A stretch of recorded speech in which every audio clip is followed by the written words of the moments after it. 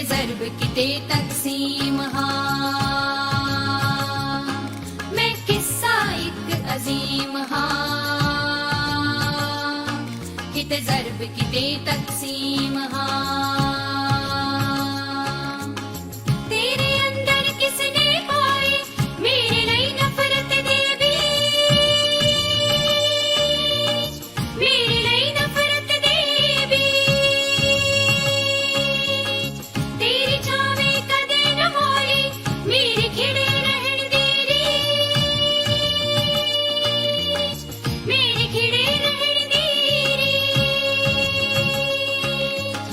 वक्त दी मिट्टी विचों निकली, वक्त दी मिट्टी विचों निकली एक पत्थरीली टीम हाँ,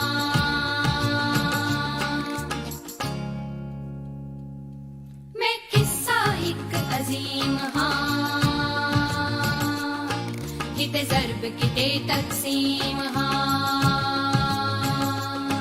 किते ज़र्ब किते तक़सीम हाँ।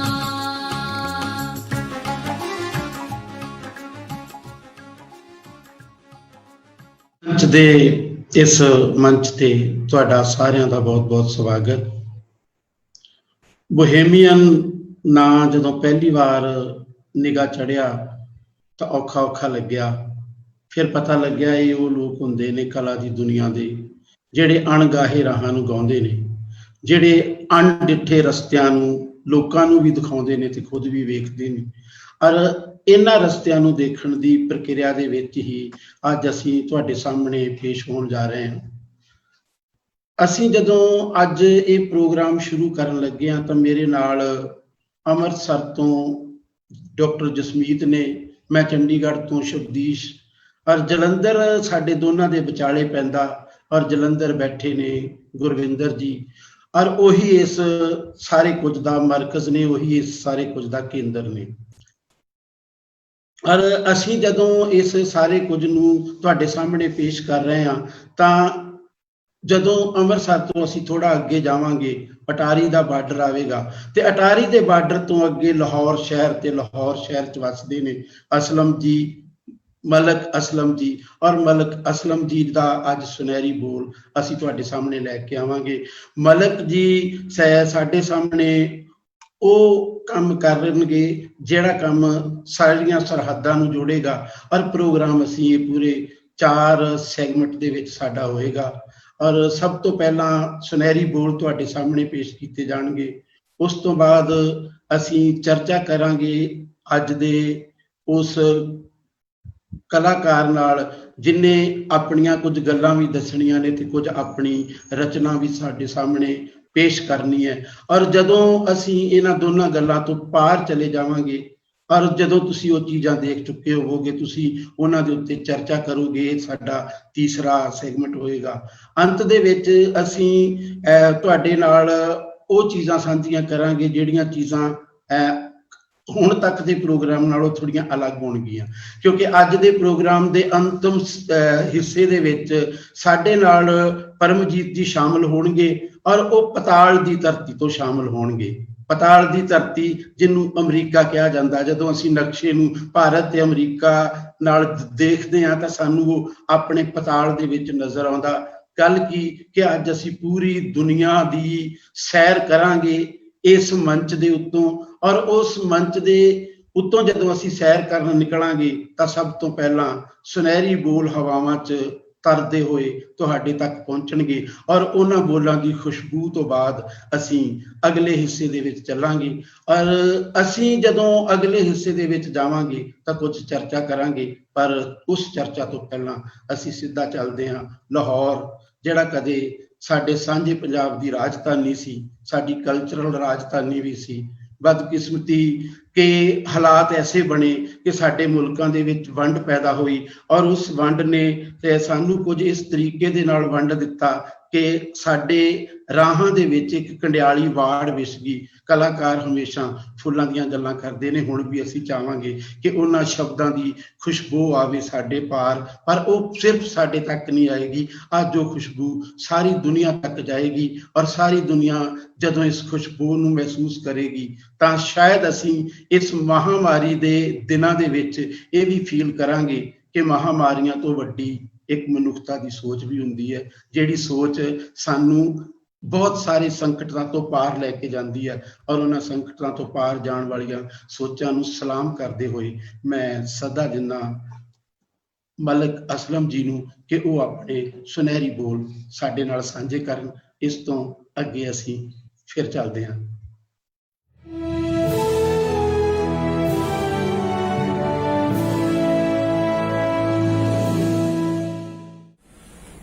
ਰੰਗਮੰਚ ਥੀਏਟਰ ਨਾਲ ਜੁੜੇ ਹੋਏ ਸਾਰੇ ਸੰਗੀ ਸਾਥੀਆਂ ਨੂੰ, ਦੋਸਤਾਂ ਨੂੰ ਮੇਰੇ ਵੱਲੋਂ ਅਸਲਾਮ ਵਾਲੇਕੁਮ, ਸਤਿ ਸ੍ਰੀ ਅਕਾਲ। ਮੈਨੂੰ ਅੱਜ ਇਹ ਗੱਲਬਾਤ ਕਰਦਿਆਂ ਬੜੀ ਖੁਸ਼ੀ ਹੋ ਰਹੀ ਹੈ ਕਿਉਂਕਿ ਜਿਹੜਾ ਬੋਮਿਆਂ ਨੇ ਇਨੀਸ਼ੀਏਟਿਵ ਲਿਆ ਹੈ ਆਨਲਾਈਨ ਇੰਟਰਨੈਸ਼ਨਲ ਥੀਏਟਰ ਫੈਸਟੀਵਲ ਦਾ, ਇੱਕ ਬਹੁਤ ਵਧੀਆ ਕੰਮ ਕੀਤਾ ਹੈ। ਮੇਰੀਆਂ ਬੈਸਟ ਵਿਸ਼ੇਸ ਇਹਦੇ ਨਾਲ ਨੇ। ਕਿਉਂ ਜੋ ਅੱਜ ਕੱਲ ਇਹ ਜਿਹੜੀ ਕਰੋਨਾ ਦੀ ਬਿਮਾਰੀ ਦੀ ਵਜ੍ਹਾ ਨਾਲ, ਕੋਵਿਡ-19 ਦੀ ਵਜ੍ਹਾ ਨਾਲ ਪੂਰੀ ਦੁਨੀਆ ਦੀ ਜੋ ਹਾਲਤ ਹੋਈ ਹੈ, ਪੂਰੀ ਦੁਨੀਆ ਦਾ ਕਾਰ ਵਿਹਾਰ ਬੰਦ ਹੋ ਕੇ ਰਹਿ ਗਿਆ। ਉਹਦੇ ਨਾਲ ਨਾਲ ਥੀਏਟਰ ਵੀ ਜਿਹੜਾ ਕਿ ਚੀਜ਼ ਹੀ ਲੋਕਾਂ ਨਾਲ ਜੁੜੀ ਹੋਈ ਹੈ, ਮਤਲਬ ਲੋਕਾਂ ਵਿੱਚ ਜਾ ਕੇ ਕਰਨਾ ਹੁੰਦਾ ਹੈ, ਲੋਕਾਂ ਲਈ ਕਰਨਾ ਹੁੰਦਾ ਹੈ ਤੇ ਲੋਕਾਂ ਨੇ ਹੀ ਕਰਨਾ ਹੁੰਦਾ ਹੈ। ਤੇ ਜਦੋਂ ਇਹ ਸੂਰਤ-ਹਾਲ ਬਣੀ ਹੈ ਤੇ ਥੀਏਟਰ ਬਿਲਕੁਲ ਬੰਦ ਹੋ ਕੇ ਰਹਿ ਗਿਆ, ਰੰਗਮੰਚ ਬਿਲਕੁਲ ਕਰਨ ਦੀ ਕੋਈ ਹਾਲਤ ਨਾ ਰਹੀ। ਲੇਕਿਨ ਇਹ ਜਿਹੜਾ ਆਨਲਾਈਨ ਇੰਟਰਨੈਸ਼ਨਲ ਥੀਏਟਰ ਫੈਸਟੀਵਲ ਸ਼ੁਰੂ ਹੋਇਆ ਹੈ, ਇਹਦੇ ਨਾਲ ਇੱਕ ਬਹੁਤ ਵਾਧਾ ਹੋਇਆ ਹੈ ਕਿ ਜਿਹੜਾ ਆਪਣੇ ਸਾਨੂੰ ਥੀਏਟਰ ਵੇਖਣ ਦਾ, ਥੀਏਟਰ ਨਾਲ ਜੁੜੇ ਹੋਏ ਲੋਕਾਂ ਨਾਲ ਗੱਲਬਾਤ ਕਰਨ ਦਾ, ਉਹਨਾਂ ਦੀ ਗੱਲਬਾਤ ਸੁਣਨ ਦਾ ਜਿਹੜਾ ਮੌਕਾ ਮਿਲਿਆ ਨਾ, ਉਹਨੇ ਇੱਕ ਦੁਬਾਰਾ ਇੱਕ ਨਵੀਂ ਰੂਹ ਪਾ ਦਿੱਤੀ ਨਾ ਰੰਗਮੰਚ ਦੇ ਸਾਥੀਆਂ ਦੇ, ਦੋਸਤਾਂ ਦੇ ਵਿੱਚ। ਕਿਉਂਕਿ ਜਿਹੜਾ ਬੰਦਾ ਰੰਗਮੰਚ ਕਰਦਾ ਹੈ, ਥੀਏਟਰ ਨਾਲ ਜੁੜਿਆ ਹੈ, ਉਹ ਥੀਏਟਰ ਤੋਂ ਬਗੈਰ ਨਹੀਂ ਰਹਿ ਸਕਦਾ। ਤੇ ਲੇਕਿਨ ਜਦੋਂ ਦਾ ਇਹ ਸੂਰਤ-ਹਾਲ ਬਣੀ, ਥੀਏਟਰ ਦਾ ਤੇ ਕਰਨ ਦਾ ਕੋਈ ਹਾਲ ਨਹੀਂ ਸੀ ਰਿਹਾ। ਲੇਕਿਨ ਇਹ ਜਿਹੜਾ ਇਨੀਸ਼ੀਏਟਿਵ ਹੈ, ਇਹਨੇ ਬਹੁਤ ਮਤਲਬ ਸਕੂਨ ਦਿੱਤਾ ਹੈ। ਉਤੋਂ ਜਿਹੜਾ ਇਹਨਾਂ ਨੇ ਆਪਣਾ ਤਰੀਕਾਕਾਰ ਮਤਲਬ ਇਹਨੂੰ ਪੇਸ਼ ਕਰਨ ਦਾ ਬਣਾਇਆ ਹੈ ਕਿ ਮੰਚ ਗੀਤ ਤੋਂ ਸ਼ੁਰੂ ਕਰਦੇ ਨੇ, ਫਿਰ ਸੁਨਹਿਰੇ ਬੋਲ, ਫਿਰ ਰੂਬਰੂ, ਫਿਰ ਜਿਹੜੇ ਥੀਏਟਰ ਨਾਲ ਜੁੜੇ ਲੋਕ ਨੇ ਉਹਨਾਂ ਦੀ ਪੇਸ਼ਕਾਰੀ, ਉਸ ਤੋਂ ਬਾਅਦ ਗੱਲਬਾਤ, ਤੇ ਫਿਰ ਐਂਡ ਦੇ ਫਿਰ ਮੰਚ ਗੀਤ। ਉਹਨੂੰ ਵੇਖ ਕੇ ਪੂਰਾ ਮਤਲਬ ਨਾ ਸਵਾਦ ਆਉਂਦਾ ਹੈ ਮਤਲਬ ਕਿ ਥੀਏਟਰ ਨਾਲ ਜੁੜਨ ਦਾ। ਤੇ ਦੂਸਰਾ ਵੱਡਾ ਵਾਧਾ ਇਹ ਹੋਇਆ ਹੈ ਕਿ ਜਿਹੜੇ ਇੱਕ ਮਤਲਬ ਇੱਕ ਵੱਡਾ ਥੀਏਟਰ ਫੈਸਟੀਵਲ ਕਰ ਰਹੇ ਨੇ, ਇੱਕ ਲੰਮੀ ਅਰਸੇ ਵਾਸਤੇ ਕਰ ਰਹੇ ਨੇ, ਇਹਦੇ ਨਾਲ ਦੁਨੀਆ ਦੇ ਮੁxtਲਿਫ ਗਰੁੱਪਾਂ ਦੇ ਨਾਲ ਉਹਨਾਂ ਦੀਆਂ ਪੇਸ਼ਕਾਰੀਆਂ ਵੇਖਣ ਦਾ ਮੌਕਾ ਮਿਲਿਆ, ਉਹਨਾਂ ਦੇ ਲੋਕਾਂ ਨਾਲ ਗੱਲਬਾਤ ਕਰਨ ਦਾ ਮੌਕਾ ਮਿਲਿਆ, ਚੰਗੇ ਚੰਗੇ ਡਾਇਰੈਕਟਰ ਤੇ ਰਾਈਟਰਾਂ ਨਾਲ ਗੱਲਬਾਤ ਕਰਨ ਦਾ ਮੌਕਾ ਮਿਲਿਆ, ਉਹਨਾਂ ਦੇ ਪੁਆਇੰਟ ਆਫ ਵਿਊ ਸਾਨੂੰ ਪਤਾ ਲੱਗੇ। ਤੇ ਇਹਨਾਂ ਨੇ ਇੱਕ ਮਤਲਬ ਮੈਂ ਤੇ ਕਹਾਂਗਾ ਕਿ ਬੋਮਿਆਂ ਨੇ ਇੱਕ ਸਵਾਬ ਦਾ ਕੰਮ ਕੀਤਾ ਹੈ ਕਿ ਜਿਹੜਾ ਨਾ ਰੰਗਮੰਚ ਦੇ ਵਿੱਚ ਜਿਹੜੇ, ਕਿਉਂਕਿ ਥੀਏਟਰ ਦਾ ਬੰਦਾ ਥੀਏਟਰ ਨਾ ਕਰੇ ਤੇ ਉਹਨੂੰ ਮਰ ਜਾਂਦਾ ਹੈ, ਇਹਨਾਂ ਨੇ ਉਹਦੇ 'ਚ ਇੱਕ ਨਵੀਂ ਰੂਹ ਪਾ ਦਿੱਤੀ ਹੈ ਆਨਲਾਈਨ ਥੀਏਟਰ ਫੈਸਟੀਵਲ ਕਰਨ ਦਾ ਕਰਾ ਕਰਕੇ। ਤੇ ਦੂਸਰਾ ਵੱਡਾ ਜਿਹੜਾ ਕੰਮ ਹੈ, ਕਿਉਂਕਿ ਥੀਏਟਰ ਹਾਲਾਂਕਿ ਲਾਈਵ ਕਰਨ ਵਾਲੀ ਚੀਜ਼ ਹੈ, ਆਡੀਅנס ਦੇ ਨਾਲ ਹੁੰਦੀ ਹੈ। ਸਾਡੇ ਰੰਗਮੰਚ ਦੀ ਥੀਏਟਰ ਦੀ ਇੱਕ ਆਡੀਅנס ਅਸੀਂ ਮੰਨਦੇ ਹਾਂ ਕਿ ਇੱਕ ਫਿਕਸ ਹੋ ਜਾਂਦੀ ਹੈ ਕਿ ਜਿਹੜੀ ਕਿ ਕਈ ਸਾਲ ਤੱਕ ਆਉਂਦੀ ਰਹਿੰਦੀ ਹੈ। ਉਹਦੀ ਥੋੜੀ ਬਹੁਤ ਚੇਂਜ ਹੁੰਦੀ ਰਹਿੰਦੀ, ਲੇਕਿਨ ਉਹ ਥੀਏਟਰ ਨਾਲ ਬਹੁਤੇ ਲੋਕ ਉਹੀ ਜੁੜਦੇ, ਨਵੀਂ ਆਡੀਅנס ਬਣਾਉਣ ਵਾਸਤੇ ਬੜੀ ਮਿਹਨਤ ਕਰਨੀ ਪੈਂਦੀ ਹੈ। ਲੇਕਿਨ ਇਹ ਜਿਹੜਾ ਆਨਲਾਈਨ ਇੰਟਰਨੈਸ਼ਨਲ ਥੀਏਟਰ ਫੈਸਟੀਵਲ ਹੋ ਰਿਹਾ ਹੈ, ਇਹਦਾ ਮੈਨੂੰ ਜਿਹੜਾ ਸਭ ਤੋਂ ਵੱਡਾ ਵਾਧਾ ਲੱਗਦਾ ਪਿਆ ਨਾ ਕਿ ਜਿਹੜੇ ਲੋਕ ਘਰਾਂ 'ਚ ਬੈਠੇ ਸੀ, ਕਿਉਂਕਿ ਉਹਨਾਂ ਪੂਰੀ ਦੁਨੀਆ ਨੇ ਵੇਖਣਾ ਹੈ। ਅੱਗੇ ਤਾਂ ਅਸੀਂ ਖਾਲੀ ਥੀਏਟਰ ਹਾਲਾਂ 'ਚ ਜਾ ਕੇ ਮੰਚ ਤੇ ਪਰਫਾਰਮ ਕਰਦੇ ਸੀ, ਲੇਕਿਨ ਹੁਣ ਜਦੋਂ ਆਨਲਾਈਨ ਜਾਏਗਾ ਤਾਂ ਪੂਰੀ ਦੁਨੀਆ ਨੂੰ ਵੇਖੇਗੀ, ਪੂਰੀ ਦੁਨੀਆ ਵੇਖੇਗੀ ਤੇ ਘਰਾਂ ਵਿੱਚ ਬੈਠੇ ਹੋਏ ਨਵੀਂ ਜਨਰੇਸ਼ਨ, ਨਵੀਂ ਪੀੜ੍ਹੀ, ਹੋਰ ਜਿਹੜੀਆਂ ਫੈਮਲੀਆਂ ਨੇ ਸਾਰੇ ਇਹਨੂੰ ਵੇਖਣਗੇ, ਇਹਦੇ ਨਾਲ ਜੁੜਨਗੇ। ਤੇ ਹੁਣ ਜਦੋਂ ਕਰੋਨਾ ਦੀ ਸੂਰਤ-ਹਾਲ ਰੱਬ ਮਿਹਰ ਕਰੇਗਾ ਮੁੱਕਣੀ ਇੱਕ ਦਿਨ, ਮੁੱਕ ਕੇ ਜਦੋਂ ਰੰਗਮੰਚ ਦੀਆਂ ਰੌਣਕਾਂ ਦੁਬਾਰਾ ਬਹਾਲ ਹੋਣਗੀਆਂ, ਤੇ ਮੈਂ ਤੁਹਾਨੂੰ ਯਕੀਨ ਨਾਲ ਕਹਿ ਸਕਦਾ ਕਿ ਇਹ ਜਿਹੜਾ ਆਨਲਾਈਨ ਥੀਏਟਰ ਫੈਸਟੀਵਲ ਜਿਹੜਾ ਇਹਨਾਂ ਨੇ ਆਰਗੇਨਾਈਜ਼ ਕੀਤਾ ਹੈ, ਇਹਦੇ ਥਰੂ ਸਾਨੂੰ ਬਹੁਤ ਅੱਛੀ ਤੇ ਬੜੀ ਵਧੀਆ ਆਡੀਅנס ਮਿਲੇਗੀ।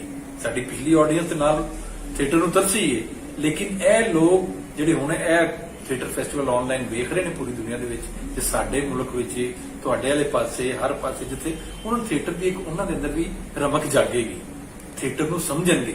ਤੇ ਹੁਣ ਜਦੋਂ ਉਹ ਵੀ ਉਡੀਕਣਗੇ ਕਿ ਰੱਬ ਕਰੇ ਕਿ ਕਰੋਨਾ ਮੁੱਕੇ ਤੇ ਨਵੀਆਂ ਪੇਸ਼ਕਾਰੀਆਂ ਮੰਚ ਦੇ ਉੱਤੇ ਪੇਸ਼ ਕਰੀਏ ਤੇ ਉਹ ਲੋਕ ਆ ਕੇ ਵੇਖਣ। ਇਹਦਾ ਬਹੁਤ ਵੱਡਾ ਕੱਲ ਨੂੰ ਵਾਧਾ ਹੋਏਗਾ ਤੇ ਇਸ ਵਾਸਤੇ ਮੇਰੀਆਂ ਬੈਸਟ ਵਿਸ਼ੇਸ, ਨੇਕ ਤਮੰਨਾਵਾਂ ਬੋਮਿਆਨ ਦੇ ਨਾਲ ਨੇ। ਮੈਂ ਬਹੁਤ ਬਹੁਤ ਦਿਲੀ ਤੌਰ ਤੇ ਖੁਸ਼ ਹਾਂ ਤੇ ਬਹੁਤ ਮੈਂ ਮਤਲਬ ਮੈਨੂੰ ਕਿ ਉਹ ਕਹਿੰਦੇ ਨੇ ਕਿ ਅਲਫਾਜ਼ ਨਹੀਂ ਮਿਲਦੇ ਕਿ ਜਿਸ ਤਰ੍ਹਾਂ ਤੁਸੀਂ ਇਹ ਕੰਮ ਸ਼ੁਰੂ ਕੀਤਾ ਹੈ ਤੇ ਜਿਸ ਤਰੀਕੇ ਨਾਲ ਕੀਤਾ ਹੈ, ਇਹਦੇ ਤੇ ਬਹੁਤ ਜ਼ਿਆਦਾ ਸਾਨੂੰ ਫਾਇਦਾ ਵੀ ਹੋਏਗਾ। ਰੱਬ ਮਿਹਰ ਕਰੇ ਇਹ ਤੁਹਾਡੇ ਇਹ ਫੈਸਟੀਵਲ ਬਹੁਤ ਕਾਮਯਾਬ ਹੋਵੇ, ਨਵੇਂ ਨਵੇਂ ਲੋਕ ਇਹਦੇ ਨਾਲ ਜੁੜਨ, ਤੁਸੀਂ ਕਾਮਯਾਬ ਹੋ। ਮੇਰੀਆਂ ਦਿਲੀ ਤਮੰਨਾਵਾਂ, ਬੈਸਟ ਵਿਸ਼ੇਸ ਤੁਹਾਡੇ ਨਾਲ ਨੇ। ਸ਼ੁਕਰੀਆ।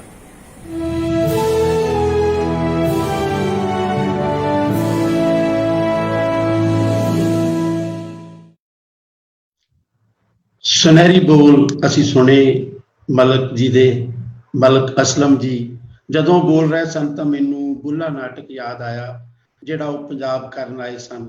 ਔਰ ਉਸ ਬੁੱਲਾ ਨਾਟਕ ਨੇ ਸਾਡੀ ਪਾਕਿਸਤਾਨ ਦੇ ਕਲਾਕਾਰਾਂ ਨਾਲ ਇੱਕ ਐਸੀ ਸਾਂਝ ਪਵਾਈ ਕਿ ਉਹ ਵਾਰ-ਵਾਰ ਆਏ ਤੇ ਅਸੀਂ ਲਗਾਤਾਰ ਉਹਨਾਂ ਦੇ ਵੱਖ-ਵੱਖ ਨਾਟਕ ਦੇਖਦੇ ਰਹੇ।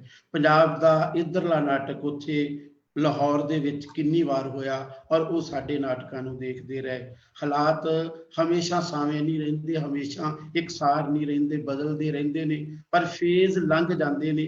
ਦੁਨੀਆ ਬਦਲਦੀ ਵੀ ਰਹਿੰਦੀ ਹੈ ਔਰ ਦੁਨੀਆ ਇੱਕ ਦੂਜੇ ਨਾਲ ਜੁੜਦੀ ਵੀ ਰਹਿੰਦੀ ਹੈ। ਹੁਣ ਜਦੋਂ ਅਸੀਂ ਅਗਲੇ ਪੜਾਅ 'ਚ ਜਾ ਰਹੇ ਹਾਂ ਇਸ ਪ੍ਰੋਗਰਾਮ ਦੇ, ਤਾਂ ਅਸੀਂ ਗੱਲ ਕਰਾਂਗੇ ਡਾਕਟਰ ਜਸਮੀਤ ਜੀ ਨਾਲ। ਆਜ਼ਾਦ ਥੀਏਟਰ ਗਰੁੱਪ ਚਲਾਉਂਦੇ ਨੇ ਮਲਕ ਜੀ, ਤੇ ਅੱਜ ਅਸੀਂ ਜਿਨ੍ਹਾਂ ਨਾਲ ਗੱਲ ਕਰਨੀ ਆ ਉਹਨਾਂ ਦਾ ਨਾਂ ਹੀ ਆਜ਼ਾਦ ਹੈ, ਜਸਮੀਤ ਆਜ਼ਾਦ। ਔਰ ਜਸਮੀਤ ਆਜ਼ਾਦ ਕਿਵੇਂ ਆਜ਼ਾਦ ਹੋਣਾ ਪਸੰਦ ਕਰਦੇ ਨੇ, ਉਹਨਾਂ ਦੇ ਆਜ਼ਾਦ ਹੋਣ ਦੇ ਪਿੱਛੇ ਕੀ ਕਾਰਨ ਹੈ, ਉਹ ਆਪਣੇ ਥੀਏਟਰ ਨੂੰ ਆਪਣੇ ਇਸ ਸੰਕਲਪ ਨਾਲ ਕਿਵੇਂ ਜੋੜਦੇ ਨੇ ਔਰ ਉਹਨਾਂ ਦਾ ਥੀਏਟਰ ਕਿਸ ਕਿਸਮ ਦੀਆਂ ਗੱਲਾਂ ਕਰਦਾ, ਅੱਜ ਅਸੀਂ ਇਹਨਾਂ ਗੱਲਾਂ ਵੱਲ ਥੋੜੀ ਝਾਤ ਮਾਰਾਂਗੇ। ਪਰ ਮੈਂ ਸਭ ਤੋਂ ਪਹਿਲਾਂ ਇੰਨੀ ਗੱਲ ਜ਼ਰੂਰ ਦੱਸ ਦਿਆਂ ਕਿ ਸੰਨ 1975 ਜਦੋਂ ਸਾਡੇ ਦੇਸ਼ ਦੇ ਵਿੱਚ ਐਮਰਜੈਂਸੀ ਲੱਗੀ ਸੀ, ਲਗਭਗ ਉਹਨਾਂ ਹੀ ਸਾਲਾਂ ਦੇ ਵਿੱਚ ਜਸਮੀਤ ਜੀ ਦੇ ਫਾਦਰ ਕੁਲਜੀਤ ਜੀ ਉਹ ਗੁਰਸ਼ਰਨ ਭਾਜੀ ਦੀ ਟੀਮ ਨਾਲ ਜੁੜੇ ਔਰ ਉਹ ਲਗਾਤਾਰ ਉਸ ਟੀਮ ਨਾਲ ਜੁੜੇ ਰਹੇ ਔਰ ਉਹ ਅਸਰ ਕਿਤੇ ਨਾ ਕਿਤੇ ਜਸਮੀਤ ਜੀ ਦੇ ਰੂਹ ਦੇ ਅੰਦਰ ਵੀ ਸਮੋ ਗਿਆ ਤੇ ਉਹਨਾਂ ਦੀ ਰੂਹ ਦੇ ਵਿੱਚੋਂ ਹੁਣ ਉਹ ਕਿਸੇ ਨਾ ਕਿਸੇ ਸ਼ਕਲ ਦੇ ਵਿੱਚ, ਕਦੇ ਅਦਾਕਾਰੀ ਦੀ ਸ਼ਕਲ ਦੇ ਵਿੱਚ, ਕਦੇ ਉਹਨਾਂ ਦੀ ਕਲਮ ਤੋਂ ਝਰਦਾ ਹੈ, ਕਦੇ ਉਹਨਾਂ ਦੀਆਂ ਬੋਲਾਂ ਤੋਂ ਨਿਕਲ ਕੇ ਆਉਂਦਾ। ਔਰ ਕਿਉਂਕਿ ਉਹ ਪੇਸ਼ੇ ਵਜੋਂ ਡਾਕਟਰ ਨੇ ਔਰ ਖਾਸ ਕਰਕੇ ਨਵੇਂ ਬਣਨ ਵਾਲੇ ਡਾਕਟਰਾਂ ਨੂੰ ਪੜ੍ਹਾਉਂਦੇ ਨੇ, ਤੇ ਮੈਂ ਸਭ ਤੋਂ ਪਹਿਲਾ ਸਵਾਲ ਉਹਨਾਂ ਨੂੰ ਇਹੀ ਕਰਨਾ ਚਾਹਾਂਗਾ ਕਿ ਅਸੀਂ ਰੂਬਰੂ ਦੇ ਵਿੱਚ ਅਸੀਂ ਹੁਣ ਉਹਨਾਂ ਦੇ ਨਾਲ ਜੁੜਦੇ ਹਾਂ ਤੇ ਫਿਰ ਉਹਨਾਂ ਨਾਲ ਗੱਲਾਂ ਤੋਰਦੇ ਹਾਂ।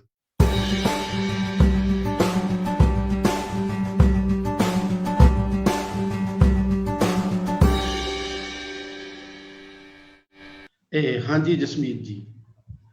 ਹਾਂਜੀ, ਸਤਿ ਸ਼੍ਰੀ ਅਕਾਲ ਭਾਜੀ। ਸਤਿ ਸ਼੍ਰੀ ਅਕਾਲ। ਮੈਂ ਤੁਹਾਡੇ ਤੋਂ ਪਹਿਲਾ ਸਵਾਲ ਇਹੀ ਪੁੱਛਣਾ ਚਾਹੁੰਦਾ ਕਿ ਜਦੋਂ ਅਸੀਂ ਕਿਸੇ ਮਰੀਜ਼ ਨੂੰ ਦੇਖਦੇ ਹਾਂ ਤਾਂ ਫਿਰ ਅਸੀਂ ਸਭ ਤੋਂ ਪਹਿਲਾਂ ਡਾਇਗਨੋਜ਼ ਕਰਦੇ ਹਾਂ ਕਿ ਇਹਨੂੰ ਬਿਮਾਰੀ ਕੀ ਹੈ। ਬਿਮਾਰੀ ਤੋਂ ਬਾਅਦ ਅਸੀਂ ਇਸ ਪਾਸੇ ਵੱਲ ਨੂੰ ਜਾਂਦੇ ਹਾਂ ਕਿ ਇਹਦਾ ਕਿਹੜੀ ਦਵਾਈ ਨਾਲ ਇਲਾਜ ਹੋ ਸਕਦਾ, ਤੇ ਤੁਸੀਂ ਦੋਨੋਂ ਕੰਮ ਕਰਦੇ ਹੋ, ਸਮਾਜ ਦੀਆਂ ਬਿਮਾਰੀਆਂ ਨੂੰ ਵੀ ਦੇਖਣ ਦਾ ਯਤਨ ਕਰਦੇ ਹੋ ਆਪਣੀ ਕਲਾ ਦੇ ਜ਼ਰੀਏ। ਤਾਂ ਮੈਂ ਸਭ ਤੋਂ ਪਹਿਲਾ ਸਵਾਲ ਤੇ ਤੁਹਾਨੂੰ ਇਹੀ ਪੁੱਛਣਾ ਚਾਹਾਂਗਾ ਕਿ ਮੈਡੀਕਲ ਵਰਗੀ ਪੜ੍ਹਾਈ ਪੜ੍ਹਦੇ ਤੁਸੀਂ ਸਮਾਜ ਦੇ ਰੋਗਾਂ ਬਾਰੇ ਸੋਚਣਾ ਕਿਵੇਂ ਸ਼ੁਰੂ ਕੀਤਾ? ਹਾਂਜੀ। ਨਹੀਂ, ਮੈਡੀਕਲ ਵਿਗਿਆਨ ਹੀ ਜਿਹੜਾ ਨਾ ਆਪਣੇ ਆਪ 'ਚ ਇੱਕ ਸਮਾਜਿਕ ਵਿਗਿਆਨ ਹੈਗਾ। ਮਤਲਬ ਸਮਾਜ ਦਾ ਇੱਕ ਆਇਨਾ ਹੀ, ਮਤਲਬ ਲੋਕ ਬਿਮਾਰ ਕਿਉਂ ਹੋਣਗੇ ਜੇ ਸਮਾਜਿਕ ਤੌਰ ਤੇ ਉਹਨਾਂ ਨੂੰ ਜਿਹੜਾ ਆਪਾਂ ਕਹਿ ਲਈਏ ਕਿ ਬਿਮਾਰੀ ਕੁਛ ਵੀ ਨਹੀਂ ਹੈਗੀ। ਇੱਕ ਆਪਾਂ ਛੋਟਾ ਜਿਹਾ ਪੈਂਫਲੇਟ ਪੜ੍ਹਦੇ ਹੁੰਦੇ ਹਾਂ ਨੌਜਵਾਨਾਂ ਨਾਲ, 2 ਗੱਲਾਂ, ਉਹਦੇ ਵਿੱਚ ਇੱਕ ਲਾਈਨ ਆਉਂਦੀ ਵੀ ਜੇ ਲੋਕਾਂ ਨੂੰ ਆਪਾਂ ਸਹੀ ਭੋਜਨ ਦਈਏ, ਸਹੀ ਜਗ੍ਹਾ ਰਹੀਏ ਰਹਿਣ ਦੀ, ਉਹਨਾਂ ਦੇ ਘਰ ਸਾਫ਼ ਸੁਥਰੇ ਹੋਣ, ਤਾਂ ਲੋਕ ਬਿਮਾਰ ਹੀ ਨਹੀਂ ਹੋਣਗੇ। ਮਤਲਬ ਬਿਮਾਰੀ ਕਿੱਥੋਂ ਪੈਦਾ ਹੁੰਦੀ ਹੈ? ਬਿਮਾਰੀ ਸਮਾਜ ਦੀ ਦੇਣ ਹੈ। ਲੋਕਾਂ ਦਾ ਰਹਿਣਾ ਸਹਿਣਾ, ਖਾਣਾ ਪੀਣਾ, ਇਹ ਬਿਮਾਰੀ ਨੂੰ ਪੈਦਾ ਕਰਦਾ ਹੈ ਨਾ। ਸੋ ਜਿਹੜੀ ਮਤਲਬ ਜੇ ਤੁਸੀਂ ਵਾਕਈ ਹੀ ਮੈਡੀਕਲ ਦੇ ਵਧੀਆ ਸਟੂਡੈਂਟ ਹੋ ਤੇ ਦੈਨ ਤੁਸੀਂ ਸਮਾਜ ਦੀ ਹੀ ਗੱਲ ਕਰੋਗੇ, ਸਮਾਜ ਨੂੰ ਸਮਝੋਗੇ, ਤੇ ਆਪਾਂ ਉਹਦੇ ਰੂਟਸ ਕਾਜ਼ ਜਿਹੜੇ ਆ ਉਹ ਖਤਮ ਕਰਨ ਦੀ ਗੱਲਾਂ ਕਰਾਂਗੇ। ਤੇ ਬਿਲਕੁਲ। ਤੇ ਜਦੋਂ ਤੁਸੀਂ ਇਹਨਾਂ ਚੀਜ਼ਾਂ ਨੂੰ ਪਛਾਣਨਾ ਸ਼ੁਰੂ ਕੀਤਾ ਸਭ ਤੋਂ ਪਹਿਲੀ ਵਾਰ, ਤੁਹਾਨੂੰ ਕਦੋਂ ਲੱਗਿਆ ਕਿ ਇਹਦਾ ਇੱਕ ਇਲਾਜ ਸਾਡੇ ਕੋਲੇ ਇਸ ਤਰੀਕੇ ਦਾ ਵੀ ਹੋ ਸਕਦਾ ਹੈ ਕਿ ਅਸੀਂ ਥੀਏਟਰ ਰਾਹੀਂ ਆਪਣੀ ਗੱਲ ਕਰੀਏ ਤੇ ਸਮਾਜ ਦੇ ਜਿਹੜੇ ਰੋਗ ਨੇ ਉਹਨਾਂ ਰੋਗਾਂ ਤੋਂ ਲੋਕਾਂ ਨੂੰ ਜਾਣੂ ਵੀ ਕਰਵਾਈਏ ਤੇ ਉਹਨਾਂ ਰੋਗਾਂ ਪ੍ਰਤੀ ਉਹ ਚੇਤਨ ਹੋ ਕੇ ਖੁਦ ਵੀ ਕੁਝ ਯਤਨ ਕਰ ਸਕਣ। ਬੇਸ਼ੱਕ ਨਾਟਕ ਨੇ ਕੋਈ ਇਨਕਲਾਬ ਨਹੀਂ ਇੱਕਦਮ ਕਰ ਦੇਣਾ ਹੁੰਦਾ, ਪਰ ਉਹਨੇ ਘੱਟੋ ਘੱਟ ਲੋਕਾਂ ਦੇ ਜ਼ਿਹਨ 'ਚ ਇਨਕਲਾਬ ਜ਼ਰੂਰ ਪੈਦਾ ਕਰਨਾ ਹੁੰਦਾ। ਔਰ ਤੁਹਾਡੇ ਜ਼ਿਹਨ ਦੇ ਵਿੱਚ ਇਹ ਇਨਕਲਾਬ ਸ਼ਾਇਦ ਤੁਹਾਨੂੰ ਵਿਰਾਸਤ ਦੇ ਵਿੱਚ ਆਪਣੇ ਪਿਤਾ ਜੀ ਕੋਲੋਂ ਵੀ ਮਿਲਿਆ, ਪਰ ਉਸ ਤੋਂ ਬਿਨਾਂ ਵੀ ਕੁਝ ਤੁਹਾਡੇ ਪ੍ਰੇਰਨਾ ਸਰੋਤ ਰਹੇ ਹੋਣਗੇ, ਤੁਸੀਂ ਉਹਨਾਂ ਬਾਰੇ ਵੀ ਜ਼ਰੂਰ ਗੱਲ ਕਰੋ। ਹਾਂ, ਜਦੋਂ ਮਤਲਬ ਨਾਟਕ ਮੈਂ 8ਵੀਂ 9ਵੀਂ ਕਲਾਸ ਸੀ ਜਦੋਂ ਮਤਲਬ ਕਰਨਾ ਸ਼ੁਰੂ ਕੀਤਾ, ਉਦੋਂ ਤਾਂ ਇਨਕਲਾਬ ਮਤਲਬ ਮੈਨੂੰ ਇਹ ਲੱਗਦਾ ਸੀ ਵੀ 10 ਬੰਦੇ ਇਕੱਠੇ ਹੋਣਗੇ, ਜਿਸ ਮੈਂ ਬਿਲਕੁਲ ਬਚਪਨੇ ਦੀ ਗੱਲ ਕਰਾਂ ਵੀ 10 ਬੰਦੇ ਇਕੱਠੇ ਹੋਣਗੇ, 100 ਬੰਦੇ ਇਕੱਠੇ ਹੋਣਗੇ ਤੇ ਇਨਕਲਾਬ ਆ ਜਾਊਗਾ, ਸਮਾਜ ਬਦਲ ਜੂਗਾ। ਪਰ ਜਿੱਦਾਂ ਜਿੱਦਾਂ ਬੰਦਾ ਵੱਡਾ ਹੋਇਆ, ਬੰਦੇ ਦੀ ਗਰੋਥ ਹੁੰਦੀ ਹੈ, ਪੜ੍ਹਦਾ ਲਿਖਦਾ, ਉਹਨੂੰ ਲੱਗਦਾ ਵੀ ਨਹੀਂ ਯਾਰ ਇੰਨਾ ਸੌਖਾ ਕੰਮ ਨਹੀਂ ਹੈਗਾ, ਹਨਾ, ਬਹੁਤ ਸਾਰੇ ਲੋਕਾਂ ਨੂੰ ਆਪਾਂ ਨੂੰ ਚੇਤਨ ਕਰਨਾ ਪਊਗਾ। ਜਦੋਂ ਮੈਂ 8ਵੀਂ 9ਵੀਂ ਤੋਂ ਨਾਟਕ ਸ਼ੁਰੂ ਕੀਤਾ, ਉਦੋਂ ਮਤਲਬ ਇਨਕਲਾਬ ਵਰਗੀਆਂ ਗੱਲਾਂ ਤਾਂ ਨਹੀਂ ਸੀ, ਪਰ ਜਿਹੜੇ ਵਿਸ਼ੇ ਸੀ ਉਦੋਂ, ਕਿਉਂਕਿ ਉਦੋਂ ਜਦੋਂ ਮੈਂ 8ਵੀਂ 9ਵੀਂ 'ਚ ਤਰਕਸ਼ੀਲ ਲਹਿਰ ਉਦੋਂ ਕਾਫੀ ਸੀ ਚੱਲੀ, ਉਦੋਂ ਅੱਜ ਕੱਲ੍ਹ ਥੋੜੀ ਮੱਠੀ ਪੈ ਚੁੱਕੀ ਹੈ। ਉਦੋਂ ਕੇਵਲ ਭਾਜੀ ਦੇ ਨਾਟਕ ਦੇਖਣੇ ਪਿੰਡਾਂ ਦੇ ਜਾ ਕੇ, ਜਾਂ ਮੇਰੇ ਫਾਦਰ ਸਾਹਿਬ ਨੇ ਜਦੋਂ ਜਾਣਾ ਤਰਕਸ਼ੀਲ ਪ੍ਰੋਗਰਾਮਾਂ 'ਚ ਮੈਨੂੰ ਨਾਲ ਲੈ ਕੇ ਜਾਣਾ, ਉੱਥੇ ਨਾਟਕ ਦੇ ਵਿਸ਼ੇ ਚੰਗੇ ਹੁੰਦੇ ਸੀ, ਮਤਲਬ ਸਮਾਜ ਦੀ ਗੱਲ ਉਹ ਕਰ ਰਹੇ ਨੇ। ਤੇ ਪਰ ਜਦੋਂ ਫਿਰ ਮੈਂ MD 'ਚ ਦਾਖਲ ਹੋਇਆ, MBBS 'ਚ ਦਾਖਲ ਹੋਇਆ, ਕਾਲਜ ਆਏ, ਹਨਾ, ਮਤਲਬ ਕਾਲਜ ਬਸ ਦਿਮਾਗ 'ਚ ਸੁਪਨਾ ਵੀ ਚਲੋ ਡਾਕਟਰ ਬਣਦੇ ਆ, ਹਨਾ, ਕਿਉਂਕਿ 10ਵੀਂ ਤੋਂ ਬਾਅਦ ਕਿਸੇ ਨੇ ਕੁਛ ਕਰਨਾ ਹੁੰਦਾ। ਮੈਂ ਕਿਹਾ ਚਲੋ ਆਹ ਬਣ ਲੈਂਦੇ ਆ, ਹਨਾ। ਪਰ ਜੇ ਕਹਿ ਲਓ ਵੀ ਸ਼ੌਕ ਨਾਲ ਮੈਂ ਡਾਕਟਰ ਬਣ ਗਿਆ, ਸ਼ੌਕ ਨਾਲ ਡਾਕਟਰ ਨਹੀਂ ਬਣਿਆ, ਹਨਾ। ਆਪਣੇ ਇੱਥੇ ਸ਼ਾਇਦ ਹਿੰਦੁਸਤਾਨ 'ਚ ਰਵਾਇਤ ਹੀ ਨਹੀਂ ਹੈਗੀ ਵੀ ਬੰਦੇ ਦਾ ਜੋ ਸ਼ੌਕ ਹੈ ਉਹ ਕਰ ਸਕੇ, ਹਨਾ। ਆਪਣਾ ਕੈਰੀਅਰ ਆਪਣੇ ਘਰ ਦੇ ਡਿਸਾਈਡ ਕਰਦੇ ਨੇ, ਹਨਾ। ਬਹੁਤ ਸਾਰੇ ਲੋਕ ਅੱਜ ਕੱਲ੍ਹ ਆਪਣਾ ਕੈਰੀਅਰ ਡਿਸਾਈਡ ਕਰਨ ਲੱਗੇ, ਪਰ ਜੇ ਆਪਾਂ ਕਹੀਏ ਕਿ ਆਪਾਂ ਸ਼ੌਕ ਨਾਲ ਹੀ ਕੰਮ ਕਰਦੇ ਪਏ ਹਾਂ, ਸ਼ੌਕ ਨਾਲ ਜੇ ਮੈਂ ਕੁਝ ਕਰਨਾ ਹੁੰਦਾ ਤਾਂ ਮੈਂ ਸ਼ਾਇਦ ਥੀਏਟਰ ਕਰ ਰਿਹਾ ਹੁੰਦਾ, ਲੋਕਾਂ ਲਈ ਥੀਏਟਰ ਕਰ ਰਿਹਾ ਹੁੰਦਾ। ਬਿਲਕੁਲ, ਪਰ ਰੋਟੀ ਰੋਜ਼ੀ ਦਾ ਸਵਾਲ ਵੀ ਹੈ। ਹਾਂ, ਰੋਜ਼ੀ ਰੋਟੀ ਦਾ ਉਹ ਇੱਕ ਮਸਲਾ ਵੱਖਰਾ, ਉਹ ਮੈਨੂੰ ਮਤਲਬ ਉਹੀ ਮੇਰੀ ਕਨਫਿਊਜ਼ਨ ਅੱਜ ਤੱਕ ਹੈਗੀ ਹੈ ਵੀ ਹਾਂ, ਜੇ ਆਪਾਂ ਕਹੀਏ ਵੀ ਜਿਹੜਾ ਥੀਏਟਰ ਹੈ ਉਹ ਲੋਕਾਂ ਲਈ ਹੈ, ਹਨਾ, ਤੇ ਰੋਟੀ ਕਿੱਥੋਂ ਆਊਗੀ, ਮੇਨ ਇਹੋ ਇਸ਼ੂ ਹੈ। ਦੂਸਰਾ ਇਹ ਹੈ ਕਿ ਜੇ ਆਪਾਂ ਵਾਕਈ ਹੀ ਲੋਕਾਂ ਲਈ ਥੀਏਟਰ ਕਰ ਰਹੇ ਹਾਂ, ਬਿਲਕੁਲ ਹੀ ਮਤਲਬ ਸਮਰਪਿਤ ਹੈ, ਤੇ ਹੋ ਸਕਦਾ ਵੀ ਲੋਕ ਹੀ ਸਾਡੀ ਰੋਟੀ ਦਾ ਪ੍ਰਬੰਧ ਕਰ ਬਿਲਕੁਲ ਕਰਨਗੇ, ਕਰਦੇ ਨੇ। ਉਹਦੀ ਮੈਨੂੰ ਇੱਕ ਐਗਜ਼ਾਮਪਲ ਬੜੀ ਵਧੀਆ ਲੱਗਦੀ ਹੈ, ਆਪਣੇ ਅਜਮੇਰ ਜੀ, ਜਿਹੜੇ ਅਜਮੇਰ ਔਲਖ ਜੀ, ਹਨਾ। ਅਜਮੇਰ ਔਲਖ ਜੀ ਜਦੋਂ ਬਿਮਾਰ ਰਹੇ ਨੇ, ਹਨਾ, ਠੀਕ ਹੈ, ਉਹ ਫੈਮਿਲੀ ਪੱਖੋਂ ਉਹ ਮਤਲਬ ਇਕੋਨੋਮਿਕਲੀ ਪੱਖੋਂ ਸਟਰੋਂਗ ਨੇ, ਮਤਲਬ ਫੈਮਿਲੀ ਠੀਕ ਬੈਕਗਰਾਊਂਡ ਉਹਨਾਂ ਦੀ ਹੈ, ਪਰ ਜਦੋਂ ਬਿਮਾਰ ਰਹੇ ਨੇ ਲੋਕਾਂ ਨੇ ਪੂਰੀ ਵਾਹ ਲਾਈ ਹੈ ਵੀ ਹਾਂ ਉਹ ਮਤਲਬ ਪੈਸੇ ਲੈਣ ਜਾਂ ਉਹਨਾਂ ਦਾ ਇਲਾਜ ਕਰਾਉਣ, ਠੀਕ ਹੈ, ਉਹਨਾਂ ਦੀ ਫੈਮਿਲੀ ਨੇ ਐਕਸੈਪਟ ਨਹੀਂ ਕੀਤਾ। ਉਹ ਟਿਪੀਕਲ ਐਗਜ਼ਾਮਪਲ ਹੈ ਇੱਕ ਵੀ ਅਜਮੇਰ ਔਲਖ ਜੀ ਦੇ ਨਾਟਕਾਂ ਨੇ ਹਮੇਸ਼ਾ ਲੋਕਾਂ ਦੀ ਗੱਲ ਕੀਤੀ ਹੈ, ਦੱਬੇ ਕੁਚਲੇ ਲੋਕਾਂ ਦੀ ਗੱਲ ਕੀਤੀ, ਲੋਕਾਂ ਨੇ ਉਹਨਾਂ ਨੂੰ ਸਾਂਭਣ ਦੀ ਕੋਸ਼ਿਸ਼ ਕੀਤੀ ਹੈ। ਬਿਲਕੁਲ ਬਿਲਕੁਲ। ਤੇ ਜੇ ਅਸੀਂ ਲੋਕਾਂ ਦੀ ਗੱਲ ਕਰਾਂਗੇ ਤੇ ਲੋਕ ਆਪਣੇ ਜ਼ਰੂਰ ਸਾਂਭਣਗੇ, ਮੈਨੂੰ ਇਹ ਲੱਗਦਾ। ਜਦੋਂ ਤੁਸੀਂ ਥੀਏਟਰ ਵੱਲ ਆਏ, ਜਿਹੜੀਆਂ ਜਾਣਕਾਰੀ ਮੈਨੂੰ ਤੁਹਾਡੇ ਬਾਰੇ ਮਿਲ ਸਕੀ ਇੱਧਰੋਂ ਉੱਧਰੋਂ ਦੋਸਤਾਂ ਕੋਲੋਂ, ਤਾਂ ਉਹਦੇ ਤੋਂ ਮੈਨੂੰ ਇਹ ਪਤਾ ਲੱਗਿਆ ਕਿ ਤੁਸੀਂ ਸਕੂਲ ਲੈਵਲ ਦੇ ਉੱਤੇ 7ਵੀਂ 8ਵੀਂ ਕਲਾਸ 'ਚ ਪੜ੍ਹਦੇ ਹੋਏ ਥੋੜ੍ਹਾ ਥੋੜ੍ਹਾ ਥੀਏਟਰ ਕਰਨ ਲੱਗ ਗਏ ਸੀ। ਖਾਸ ਕਰਕੇ ਜਦੋਂ ਤੁਸੀਂ ਆਪਣੇ ਪਿਤਾ ਜੀ ਦੇ ਨਾਲ ਜਾਣ ਲੱਗ ਪਏ ਥੀਏਟਰ ਦੀ ਦੁਨੀਆ ਦੇ ਵਿੱਚ, ਤੇ ਤੁਹਾਨੂੰ ਹੌਲੀ ਹੌਲੀ ਚਿਣਗ ਲੱਗੀ। ਪਰ ਜੇ ਮੈਂ ਇਹ ਤੁਹਾਨੂੰ ਪੁੱਛਣਾ ਹੋਵੇ ਕਿ ਉਹ ਪਲ ਕਦੋਂ ਆਏ ਜਦੋਂ ਤੁਸੀਂ ਖੁਦ ਆਜ਼ਾਦ ਹੋ ਕੇ ਸੋਚਿਆ ਹੋਵੇ ਕਿ ਮੈਂ ਆਪਣੇ ਢੰਗ ਦੇ ਨਾਲ ਥੀਏਟਰ ਕਰਨਾ ਚਾਹੁੰਦਾ? ਕਾਲਜ ਵਿੱਚ ਮਤਲਬ ਜਿੱਦਾਂ ਹੀ ਮੈਂ ਕਾਲਜ ਐਂਡ ਹੁੰਦਾ, ਮੈਡੀਕਲ ਕਾਲਜ ਅੰਮ੍ਰਿਤਸਰ MBBS 'ਚ ਦਾਖਲ ਹੁੰਦਾ, ਉਦੋਂ ਮਤਲਬ ਮੈਂ ਉਹੀ ਗੱਲ ਕਹਿਣਾ ਚਾਹੁੰਦਾ ਸੀ, ਇੱਕ ਨੌਜਵਾਨ ਜਿਹੜਾ ਨਾ, ਨੌਜਵਾਨ ਨੂੰ ਸਹੀ ਮੌਕੇ ਤੇ ਸਹੀ ਚੀਜ਼ ਦੇਖਣ ਨੂੰ ਮਿਲੇ, ਉਹ ਨਾਟਕ ਇੱਕ ਬਹੁਤ ਵੱਡਾ ਮਾਧਿਅਮ ਹੈਗਾ। ਜਦੋਂ ਮੇਰਾ ਬਿਲਕੁਲ ਉਹ 18-19 ਸਾਲ ਵਾਲੀ ਉਮਰ ਸੀ, ਉਦੋਂ ਮੈਂ ਕੁਝ ਕਲਾਸਿਕ ਨਾਟਕ ਦੇਖੇ, ਹਨਾ। ਲਾਲ ਬੱਤੀ ਦੇਖਿਆ ਕੇਵਲ ਭਾਜੀ ਦਾ, ਹਨਾ। ਉਹ ਮੈਨੂੰ ਯਾਦ ਹੈ ਵੀ ਉਹ ਜੇ ਮੈਂ ਨਾਟਕ ਅੱਜ ਵੀ ਯਾਦ ਕਰਾਂ ਤੇ ਉਹ ਮਤਲਬ ਬੰਦੇ ਦੇ ਅੱਖਾਂ 'ਚ ਰੋਣਾ ਆਉਂਦਾ। ਉਹ ਜਿਹੜਾ ਵਿਸ਼ਾ ਪ੍ਰੋਸਟੀਟਿਊਸ਼ਨ ਉਦੋਂ ਤੋਂ ਅੱਜ ਤੱਕ ਮੇਰੇ ਨਾਲ ਜੁੜਿਆ ਹੋਇਆ ਹੈ, ਤੇ ਉਹਦੇ ਉੱਤੇ ਮਤਲਬ ਮੈਂ ਕੰਮ ਕਰ ਰਿਹਾ। ਸ਼ਾਇਦ ਆਉਣ ਵਾਲੇ ਸਾਲਾਂ 'ਚ ਆਪਾਂ ਕੋਈ ਨਾਟਕ ਵੀ ਉੱਤੇ ਦੇਖਾਂਗੇ, ਇਨ ਪ੍ਰੋਸੈਸ ਹੈਗਾ। ਜਾਂ ਸੜਕਨਾਮਾ ਨਾਟਕ ਦੇਖਿਆ, ਫਿਰ ਉਸ ਤੋਂ ਬਾਅਦ ਸਪਾਰਟੈਕਸ ਨਾਟਕ ਇੱਕ ਦੇਖਿਆ, ਜਿਹਨੇ ਮਤਲਬ ਮੈਨੂੰ ਸੋਚਣ ਲਈ ਮਜਬੂਰ ਕੀਤਾ ਵੀ ਯਾਰ ਏਦਾਂ ਵੀ ਹੋ ਸਕਦਾ। ਜਾਂ ਲੋਹੇ ਦੇ ਹੱਥ ਇੱਕ ਨਾਟਕ, ਮੈਂ ਜੇ ਨਾਂ ਲੈਣੇ ਹੋਣ ਏਦਾਂ ਦੇ, ਜਾਂ ਲੋਹੇ ਦੀ ਪੱਠੀ ਨਾਟਕ ਹੈ ਇੱਕ, ਜਦੋਂ ਮੈਂ ਦੇਖਿਆ ਮਤਲਬ ਵੀ ਸਮਾਜ ਏਦਾਂ ਵੀ ਹੋ ਸਕਦਾ ਤੇ ਏਦਾਂ ਵੀ ਸੋਚਿਆ ਜਾ ਸਕਦਾ। ਫਿਰ ਮੈਨੂੰ ਲੱਗਾ ਵੀ ਨਹੀਂ ਯਾਰ, ਇਹ ਤਾਂ ਮਤਲਬ ਇਹੀ ਕਰਨਾ ਚਾਹੀਦਾ ਆਪਾਂ ਨੂੰ, ਹਨਾ। ਵੀ ਵਾਕਈ ਮੈਂ ਇਹਦੇ ਲਈ ਬਣਿਆ ਹੋਇਆ, ਤੇ ਉਹਨੇ ਮਤਲਬ ਮੈਨੂੰ ਚੇਂਜ ਕੀਤਾ ਵੀ ਹਾਂ ਮੈਂ ਇੱਕ ਥੀਏਟਰ ਹੀ ਕਰੂੰਗਾ, ਤੇ ਇੱਕ ਜਿਹੜੇ ਸਮਾਜਿਕ ਵਿਸ਼ਿਆਂ ਨੂੰ ਲੈ ਕੇ ਹੀ ਥੀਏਟਰ ਕਰੂੰਗਾ, ਉਸ ਤੋਂ ਇਲਾਵਾ ਨਹੀਂ ਕਰੂੰਗਾ। ਸ਼ੁਰੂਆਤੀ ਦੌਰ 'ਚ ਕਾਲਜ ਦੇ ਵਿੱਚ 1-2 ਸਕਿੱਟਾਂ ਜ਼ਰੂਰ ਕੀਤੀਆਂ, ਇੱਕ ਦੋ ਤੁਸੀਂ ਸਕਿੱਟਾਂ ਲੋਹੇ ਦੀ ਭੱਠੀ ਨਾਟਕ ਦੀ ਗੱਲ ਕੀਤੀ, ਮੈਨੂੰ ਯਾਦ ਹੈ ਕਿ ਉਸ ਨਾਟਕ ਤੁਹਾਡੇ ਪਿਤਾ ਜੀ ਨੇ ਵੀ ਕੰਮ ਕੀਤਾ ਸੀ, ਔਰ ਹਾਂਜੀ। ਉਸ ਨਾਟਕ ਨੂੰ ਅਸੀਂ ਬਹੁਤ ਅੱਛੇ ਨਾਟਕਾਂ ਦੇ ਵਿੱਚ ਗਿਣਦੇ ਹਾਂ। ਹੁਣ ਜਦੋਂ ਤੁਸੀਂ ਨਾਟਕਾਂ ਦੀ ਗੱਲ ਕਰ ਰਹੇ ਸੀ, ਲਗਭਗ ਤੁਸੀਂ ਉਹਨਾਂ ਸਾਰੇ ਨਾਟਕਾਂ ਦੀ ਗੱਲ ਕੀਤੀ ਜਿਨ੍ਹਾਂ ਦੇ ਵਿੱਚ ਕਲਾ ਦਾ ਦਖਲ ਬਹੁਤ ਜ਼ਿਆਦਾ ਹੈ, ਸਿਰਫ ਮੈਸੇਜ ਦਾ ਨਹੀਂ, ਉਹਦੇ ਵਿੱਚ ਕਲਾਤਮਕਤਾ ਦਾ ਵੀ ਇੱਕ ਖਾਸ ਕਿਸਮ ਦਾ ਦਖਲ ਹੈ। ਤੇ ਜੇ ਮੈਂ ਤੁਹਾਨੂੰ ਪੁੱਛਾਂ ਕਿ ਤੁਸੀਂ ਕਲਾ ਤੇ ਮਨੋਰੰਜਨ ਨੂੰ ਔਰ ਨਾਟਕ ਤੇ ਨਾਟਕ ਦੇ ਮੈਸੇਜ ਨੂੰ ਦੋਨਾਂ ਨੂੰ ਕਿਵੇਂ ਇੱਕ ਦੂਜੇ ਨਾਲ ਸੰਤੁਲਨ ਦੇ ਵਿੱਚ ਬਿਠਾਉਂਦੇ ਹੋ, ਤਾਂ ਉਹਦੇ ਬਾਰੇ ਘੱਟੋ ਘੱਟ ਮੈਂ ਚਾਹਾਂਗਾ ਕਿ ਤੁਸੀਂ ਸਾਡੇ ਦੋਸਤਾਂ ਦੇ ਨਾਲ ਇਹ ਸਾਂਝ ਪਾਓ। ਹਾਂ, ਨਹੀਂ, ਜਿਹੜੀ ਇਹ ਨਾਟਕਾਂ ਦੇ ਮੈਂ ਨਾਲ ਲਏ, ਠੀਕ ਹੈ, ਤੁਸੀਂ ਉਹ 'ਚ ਆਪਾਂ ਕਹਿ ਸਕਦੇ ਕਲਾ ਦਾ ਰੂਪ ਜ਼ਿਆਦਾ ਰਿਹਾ ਹੋਊਗਾ, ਪਰ ਉਹ ਸਾਰਾ ਕੁਝ ਡਾਇਰੈਕਟਰ ਤੇ ਡਿਪੈਂਡ ਕਰਦਾ ਵੀ ਉਹਨੇ ਕਲਾ ਲੈ ਕੇ ਜਾਣੀ ਹੈ ਜਾਂ ਨਹੀਂ ਲੈ ਕੇ ਜਾਣੀ। ਉਹਨੂੰ ਕਲਾ ਤੋਂ ਬਿਨਾਂ ਵੀ ਕਰ ਸਕਦੇ ਸੀ ਆਪਾਂ, ਮਤਲਬ ਬਿਨਾਂ ਸੈੱਟਾਂ ਤੋਂ, ਬਿਨਾਂ ਸੈੱਟ ਤੋਂ ਜਾਂ ਬਿਨਾਂ ਟੈਕਨੋਲੋਜੀ ਤੋਂ ਵੀ ਉਹ ਨਾਟਕ ਹੋ ਸਕਦੇ ਆ। ਸਪਾਰਟੈਕਸ ਜਿੱਦਾਂ ਆਪਾਂ ਗੱਲ ਕੀਤੀ ਹੈ ਉਹਦੀ, ਸਪਾਰਟੈਕਸ ਆਪਾਂ ਜੇ ਦੇਖੀਏ ਤੇ ਉਹਨੂੰ ਲੋਕ 15 ਕਰੈਕਟਰ ਘੱਟੋ ਘੱਟ ਉਹਦੇ ਵਿੱਚ ਲੈਂਦੇ ਨੇ, ਫਿਰ ਉਹਨੂੰ ਕਰਦੇ ਨੇ। ਆਉਣ ਵਾਲੇ ਦਿਨਾਂ 'ਚ ਮੈਂ ਕੋਸ਼ਿਸ਼ ਕਰੂੰਗਾ, ਮੈਂ ਸ਼ੋਰ ਨਹੀਂ ਹੈਗਾ, ਮੈਂ ਉੱਤੇ ਮਿਹਨਤ ਕਰ ਰਿਹਾ ਵੀ ਸਪਾਰਟੈਕਸ ਨੂੰ ਸ਼ਾਇਦ ਮੈਂ ਸਿੰਗਲ ਪਾਤਰ 'ਚ ਕਰਾਂ, ਸੋਲੋ 'ਚ ਕਰਾਂ, ਕੋਸ਼ਿਸ਼ ਹੈ ਮੇਰੀ।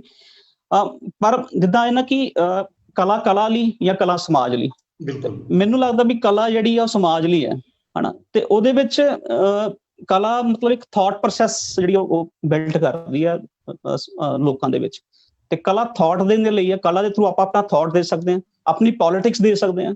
ਮੈਨੂੰ ਲੱਗਦਾ ਆਪਾਂ ਉਹਨੂੰ ਇਹ ਨਹੀਂ ਦੇਖਣਾ ਚਾਹੀਦਾ ਵੀ ਲੋਕ ਕੀ ਸੋਚਦੇ ਨੇ, ਹਨਾ, ਲੋਕ ਕੀ ਪਸੰਦ ਕਰਦੇ ਨੇ, ਕਿਉਂਕਿ ਲੋਕਾਂ ਨੂੰ ਆਪਾਂ ਉੱਪਰ ਚੱਕਣਾ, ਲੋਕਾਂ ਨੂੰ ਚੱਕ ਕੇ ਉੱਪਰ, ਉਹਨਾਂ ਦਾ ਲੈਵਲ ਉੱਪਰ ਚੱਕ ਕੇ ਆਪਾਂ ਮੂਵਮੈਂਟ ਬਿਲਡ ਕਰਨੀ ਹੈ। ਮੂਵਮੈਂਟ ਕਾਹਦੇ ਲਈ ਬਿਲਡ ਕਰਨੀ ਹੈ? ਸਮਾਜ ਨੂੰ ਬਦਲਣ ਦੀ। ਤੇ ਨਾਟਕ ਦਾ ਮੇਨ ਵਿਸ਼ਾ ਹੀ ਜਾਂ ਕੰਮ ਹੀ ਸਮਾਜ ਨੂੰ ਬਦਲਣਾ ਹੈਗਾ, ਜਿੰਨਾ ਕਿ ਮੈਨੂੰ ਸਮਝ ਸਕਿਆ। ਤੁਸੀਂ ਨਾਟਕ ਨੂੰ ਸਮਾਜ ਤਬਦੀਲ ਕਰਨ ਦੇ ਇੱਕ ਹਥਿਆਰ ਦੇ ਤੌਰ ਤੇ ਇਸਤੇਮਾਲ ਕਰਨ ਦੀ ਗੱਲ ਕੀਤੀ, ਔਰ ਉਸ ਹਥਿਆਰ ਨੂੰ ਤੁਸੀਂ ਜਿਸ ਤਰੀਕੇ ਦੇ ਨਾਲ ਵਰਤਣਾ ਪਸੰਦ ਕਰਦੇ ਹੋ, ਤੁਸੀਂ ਉਹਦੇ ਬਾਰੇ ਵੀ ਗੱਲ ਕੀਤੀ। ਦੋ ਵੱਖੋ ਵੱਖਰੀ ਤਰ੍ਹਾਂ ਦੇ ਤਰੀਕੇ ਜਿਹੜੇ ਇੱਕ ਡਾਇਰੈਕਟਰ ਵਰਤ ਸਕਦਾ, ਤੁਸੀਂ ਤੇ ਕੋਈ ਦੂਸਰਾ ਡਾਇਰੈਕਟਰ, ਤੁਸੀਂ ਉਹਦੀ ਵੀ ਗੱਲ ਕੀਤੀ। ਮੈਂ ਤੁਹਾਨੂੰ ਸਿੱਧਾ ਇਸ ਗੱਲ ਵੱਲ ਆਉਣਾ ਕਿ ਜਿਹੜਾ ਨਾਟਕ ਤੁਸੀਂ ਅੱਜ ਖੇਡਣ ਜਾ ਰਹੇ ਹੋ ਸਾਡੇ ਸਾਹਮਣੇ, ਉਸ ਨਾਟਕ ਨੂੰ ਤੁਸੀਂ ਕਿਸ ਤਰੀਕੇ ਦੇ ਨਾਲ ਸਾਡੇ ਸਾਹਮਣੇ ਪੇਸ਼ ਕਰੋਗੇ? ਨਾਟਕ ਤੋਂ ਪਹਿਲਾਂ ਆਪਾਂ ਕੋਈ ਖਾਸ ਗੱਲ ਨਹੀਂ ਕਰਾਂਗੇ, ਬਸ ਇੰਨਾ ਦੱਸ ਦੇਣਾ ਕਿ ਅੱਜ ਦੇ ਨਾਟਕ ਦਾ ਤੁਹਾਡਾ ਨਾਂ ਕੀ ਹੈ, ਉਸ ਨਾਟਕ ਦਾ ਲੇਖਕ ਕੌਣ ਹੈ, ਤੇ ਉਸ ਨਾਟਕ ਨੂੰ ਨਿਰਦੇਸ਼ਿਤ ਕਿਹਨੇ ਕੀਤਾ ਹੈ। ਇਹਨਾਂ ਦੋ ਚੀਜ਼ਾਂ ਦਾ ਜਵਾਬ ਦੇ ਕੇ ਆਪਾਂ ਸਿੱਧਾ ਚੱਲਦੇ ਹਾਂ ਤੁਹਾਡੀ ਪੇਸ਼ੇ ਨਜ਼ਰ ਵੱਲ। ਮੈਂ ਨਾਟਕ ਜ਼ਿੰਦਗੀ ਤੇ ਜ਼ਿੰਦਗੀ ਤੁਹਾਡੇ ਨਾਲ ਸਾਂਝਾ ਕਰੂੰਗਾ। ਨਾਟਕ ਮੇਰਾ ਹੀ ਲਿਖਿਆ ਹੋਇਆ ਤੇ ਸੱਚੀਆਂ ਘਟਨਾਵਾਂ ਤੇ ਆਧਾਰਿਤ ਹੀ ਨਾਟਕ ਹੈਗਾ ਇਹ, ਤੇ ਆਪਾਂ ਦੇਖਦੇ ਹਾਂ, ਫਿਰ ਉਸ ਤੋਂ ਬਾਅਦ ਗੱਲ ਕਰਦੇ ਹਾਂ ਇਹਦੇ ਬਾਰੇ। ਬਿਲਕੁਲ।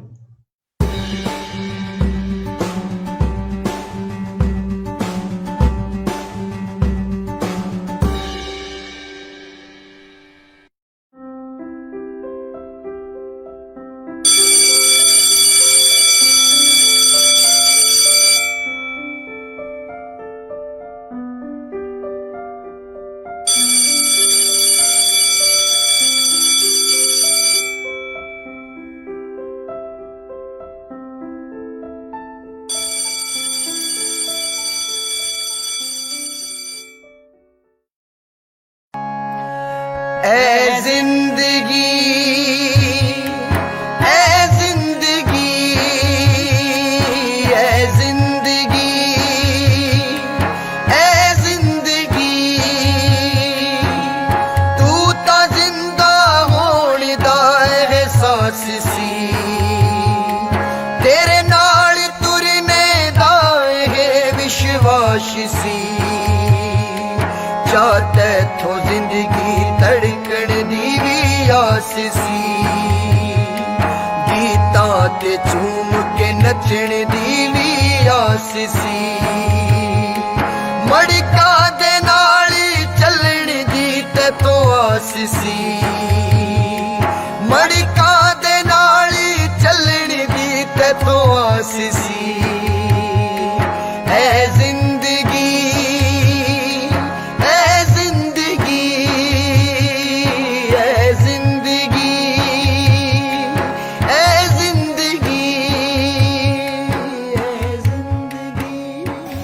जिंदगी दे पहले वरे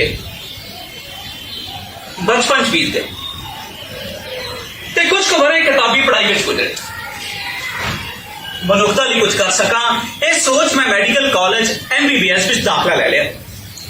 ਪਰ ਇੱਥੇ ਐਸ਼ ਪ੍ਰਸਤੀ ਤੇ ਕਿਸੇ ਵੀ ਕੀਮਤ ਤੇ ਨਾ ਮੁੱਕਣ ਵਾਲੀ ਮौज ਮਸਤੀ ਵਾਲਾ ਮਾਹੌਲ ਵੇਖ ਮੈਂ ਵੀ ਉਸ ਵਿੱਚ ਬੈਠ ਗਿਆ।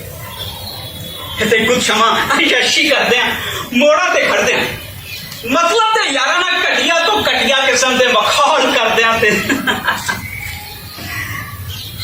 ਜਾਮ ਟਕਰਾਉਂਦੇ ਹੋਏ ਬੀਤ ਗਏ। ਮੈਨੂੰ ਜ਼ਿੰਦਗੀ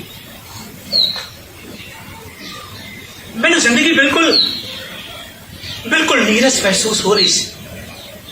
ਜ਼ਿੰਦਗੀ ਵਿੱਚ ਨਵਾਂ ਮੋੜ ਉਦੋਂ ਆਇਆ ਜਦੋਂ ਕਾਲਜ ਦੀ ਹੜਤਾਲ ਵਿੱਚ ਮੈਂ ਪਹਿਲੀ ਵਾਰੀ ਬੁੱਧੀਜੀਵੀ ਅਧਿਆਪਕਾਂ ਤੇ ਕੁਝ ਖੱਬੇ ਪੱਖਿਆਂ ਦੇ ਭਾਸ਼ਣ ਸੁਣੇ। ਇਹ ਸਭ ਗੱਲਾਂ ਮੇਰੇ ਲਈ ਨਵੀਆਂ ਸਨ, ਜਿਨ੍ਹਾਂ ਨੇ ਮੇਰੇ ਅੰਦਰ ਕਈ ਸਵਾਲ ਖੜੇ ਕੀਤੇ। ਮਸਲਨ ਹਸਪਤਾਲ ਵਿੱਚ ਆ ਰਹੇ ਮਰੀਜ਼ਾਂ ਦੇ ਲਈ ਦਵਾਈਆਂ ਤੇ ਟੈਸਟਾਂ ਦੀ ਸੁਵਿਧਾ ਕਿਉਂ ਨਹੀਂ? ਰਿਜ਼ਰਵੇਸ਼ਨ ਤੇ ਗੈਰ ਰਿਜ਼ਰਵੇਸ਼ਨ ਦੀ ਲੜਾਈ ਕਿਉਂ? ਤੇ ਸਭ ਤੋਂ ਵੱਡੀ ਗੱਲ ਕਿ ਜੋ ਲੋਕ ਗਰੀਬ ਨੇ ਉਹ ਗਰੀਬ ਕਿਉਂ ਨੇ? ਮੈਂ ਆਪਣੇ ਅਧਿਆਪਕਾਂ ਨੂੰ ਜਾ ਮਿਲਿਆ ਤੇ ਉਹਨਾਂ ਨੇ ਮੈਨੂੰ ਕੁਝ ਕਿਤਾਬਾਂ ਪੜ੍ਹਨ ਲਈ ਪ੍ਰੇਰਿਆ। ਕੁਝ ਕਿਤਾਬਾਂ ਦੀ ਗੱਲ ਹੋਈ, ਫਿਰ ਕੀ ਸੀ, ਕਿਤਾਬਾਂ ਪੜ੍ਹਨ ਦਾ ਕੁਝ ਐਸਾ ਪੁੱਸ ਪਿਆ ਕਿ ਜ਼ਿੰਦਗੀ ਬਦਲ ਗਈ। ਕੁਝ ਕਿਤਾਬਾਂ ਨੂੰ ਪੜ੍ਹ ਕੇ ਬਹੁਤ ਮਜ਼ਾ ਆਇਆ ਤੇ ਕਈਆਂ ਨੇ ਦਿਲ ਇੰਨਾ ਸ਼ਾਂਤ ਕੀਤਾ ਕਿ ਰਾਤਾਂ ਦੀ ਨੀਂਦ ਉੱਡ ਗਈ। ਹੁਣ ਚੇਤਨ ਭਗਤ ਤੇ ਗੁਲਸ਼ਨ ਨੰਦਾ ਦੇ ਨਾਵਲਾਂ ਦੀ ਥਾਂ ਭਗਤ ਸਿੰਘ, ਸੈਬੇਸੈਚੀ ਤੇ ਮੈਕਸਿਮ ਗੋਰਕੀ ਨੇ ਲੈ ਲਈ।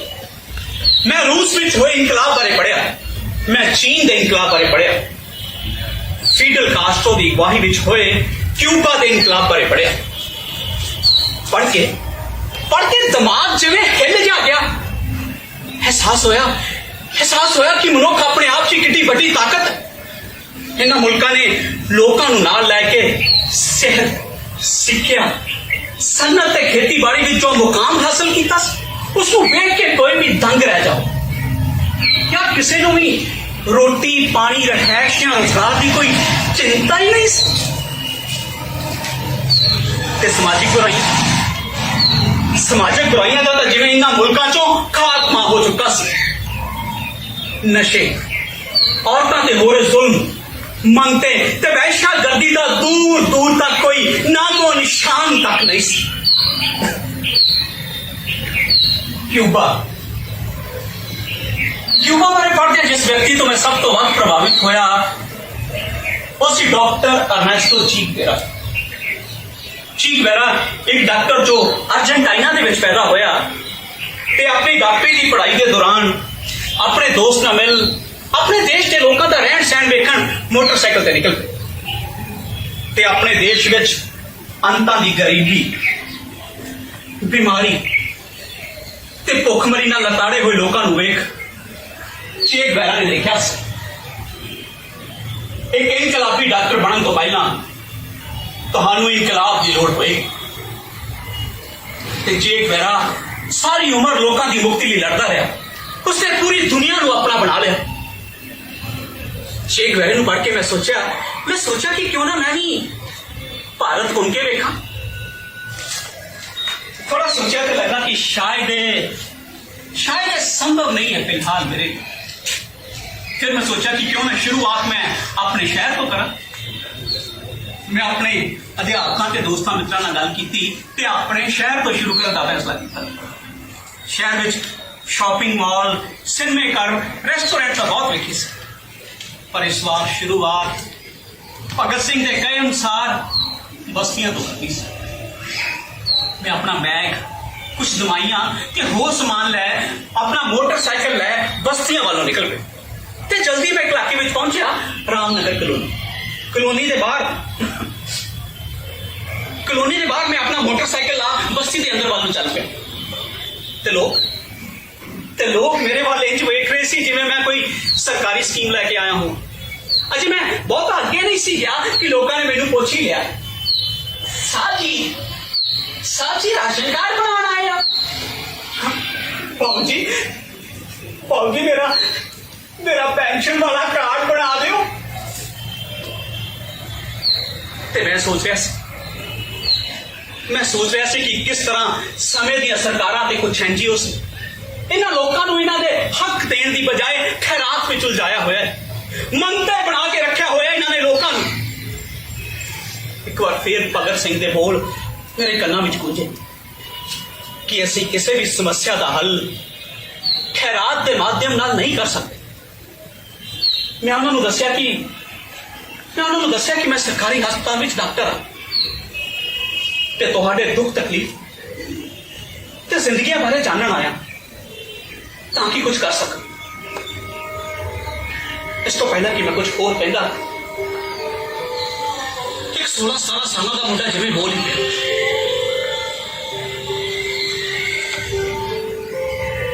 अरे डॉक्टर साहब,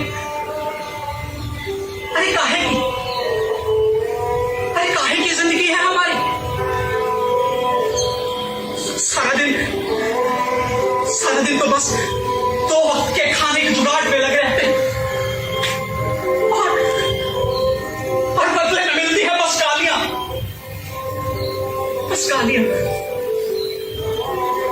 मैं उन्होंने पूछा तेरा नाम की है ते काम की करदा है।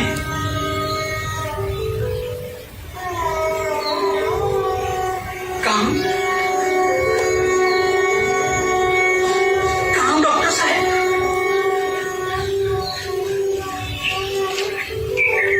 पूरे शहर का कूड़ा करकट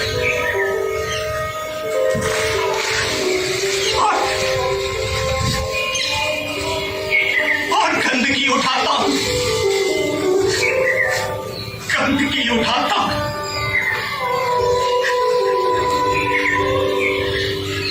सीवरेज, नालियां और यहां तक कि लोगों के घरों की सफाई भी हम लोग ही करते हैं। और ये लोग पता नहीं क्या समझते हैं हमें। अभी कल की ही बात है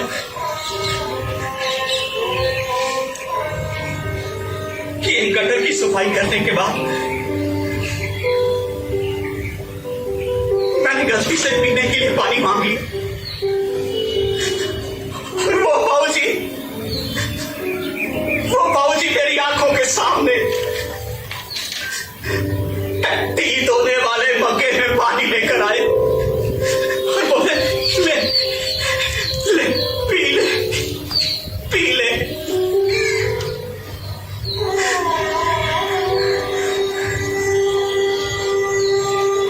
और नाम का क्या है डॉक्टर साहब? अरे नाम का क्या? अरे कुछ भी कह लीजिए।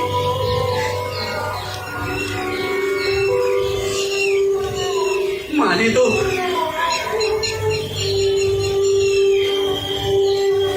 तो बहुत प्यार से रखा था।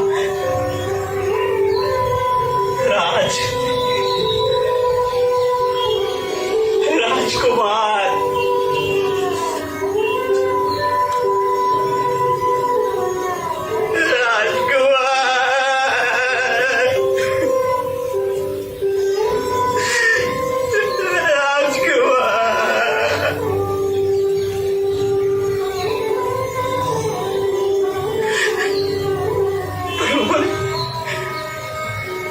लोगों ने कई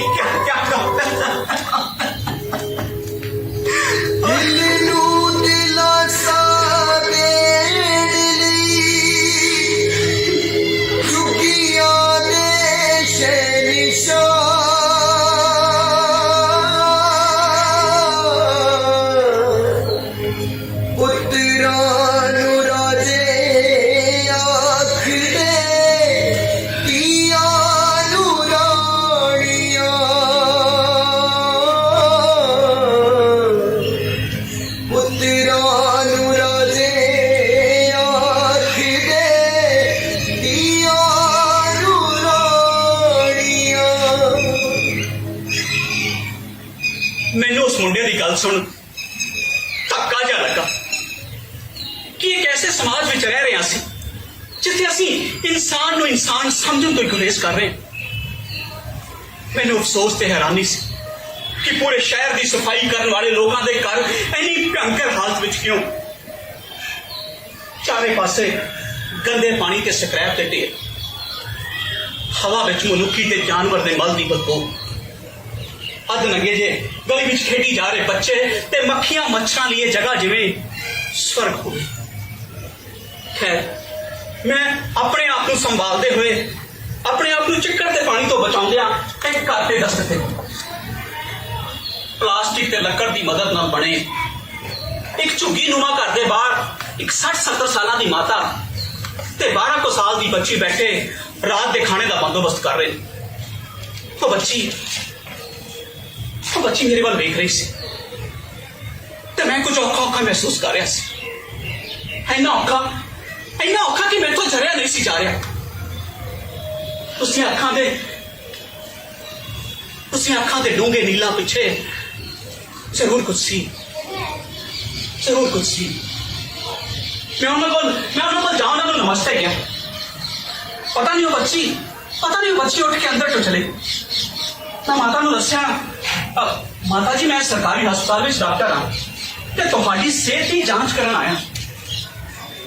माता ने मैनू अपने बारे बस्ती बारे ते उस बच्ची बारे बहुत कुछ दस्या कि उस बच्ची की मां 3 साल पहला मर गई सी बुखार के नाल। डॉक्टर के कहने मुताबिक सैल घट गए सी, शायद उसको डेंगू रहा हो ते प्यो दे ने उस वेले दूजा ब्याह करा लिया ते मुड़ कदी घर नहीं परते। मैनू पता लगा कि माता नूं तां टीबी है ते वो बच्ची कलोनियां च जांदी है काम करन ते 3-4 घरां दा काम कर 500-700 रुपया कमा लेंदी है महीने। पर कल पता नहीं की वापरिया उस बच्ची ने उस कलोनिया में कुछ दस नहीं रही, बस रोई जा रही है। माता ने मैनू दस्या कि इत्थे तो हर कोई बीमार है। अजे पिछलियां गर्मियां नुक्कर वाले घर 2 बच्चों की मौत टट्टियां लगन करके हो गई। टट्टियां लगन करके 2 बच्चों की मौत। मैनू इंज लगा कि जिवें माता ने मैनू ते डॉक्टरी विज्ञान नूं कोई गाल कढ़ी हो। यार अज असीं कैंसर नूं ठीक करन ते बाईपास सर्जरियां की गल कर रहे ते दूजे पासे खैर माता ने मैनू कहा कि 2 घर छड्ड एक 4 महीने का बच्चा बहुत बीमार उसनूं वेख के जावी। मैं माता के दसे घर का दरवाजा खड़काया। कुप हनेरे कमरे विचों जिथे रोशनी की मसा ही कोई किरण पहुंच रही सी एक 16-17 साल की प्रवासी औरत बाहर आई। मैं उसको नमस्ते कहा ते अपने बारे दस्या। उसने भी मैनू कुछ कहा पर मैनू उसकी किसी गल की कोई समझ नहीं आई। इन्हें नू माता भी मेरे पिछे आई ते कहन लगी मेरे पुत्ते दा नाम कीता आया हे बेचारी बंगाल तो आई आ इनू पंजाबी हिंदी समझ नहीं आउंदी। माता ने मेरे ट्रांसलेटर का काम किया ते गीता नूं अंदरों बच्चे नूं लियाउण लई कहा।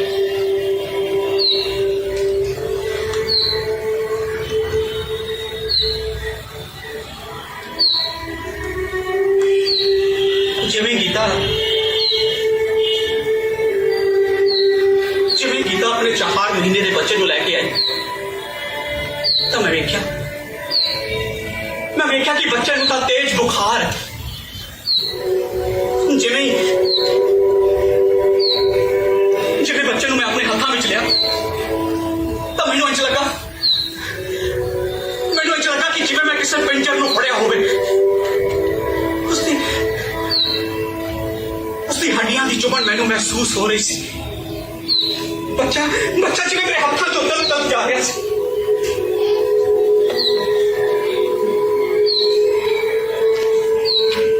बच्चे की शक्ल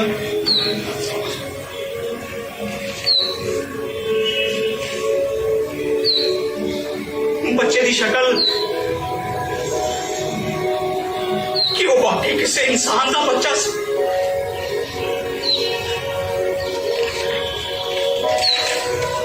कि वो वाकई किसी इंसान का बच्चा सी।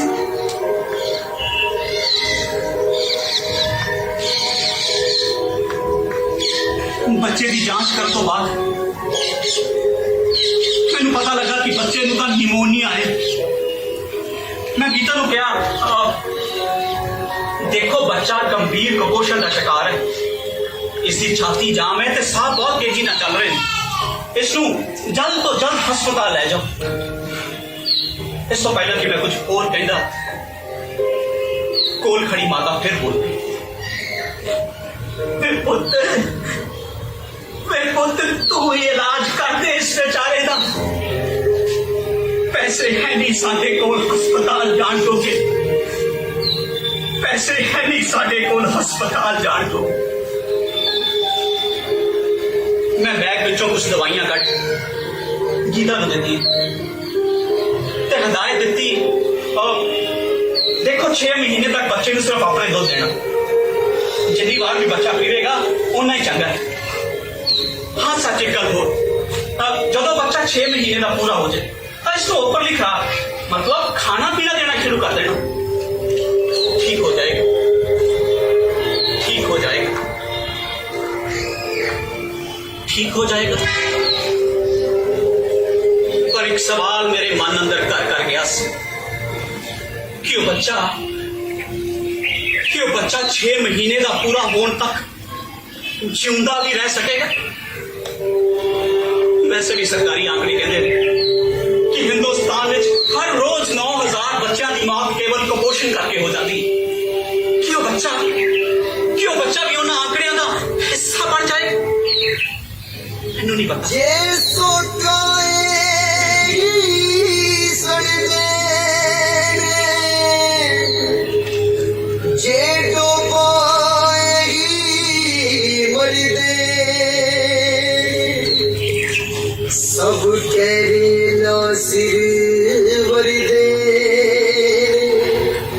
जिते मर के चौबड़ जाते ने ऊत जठेरे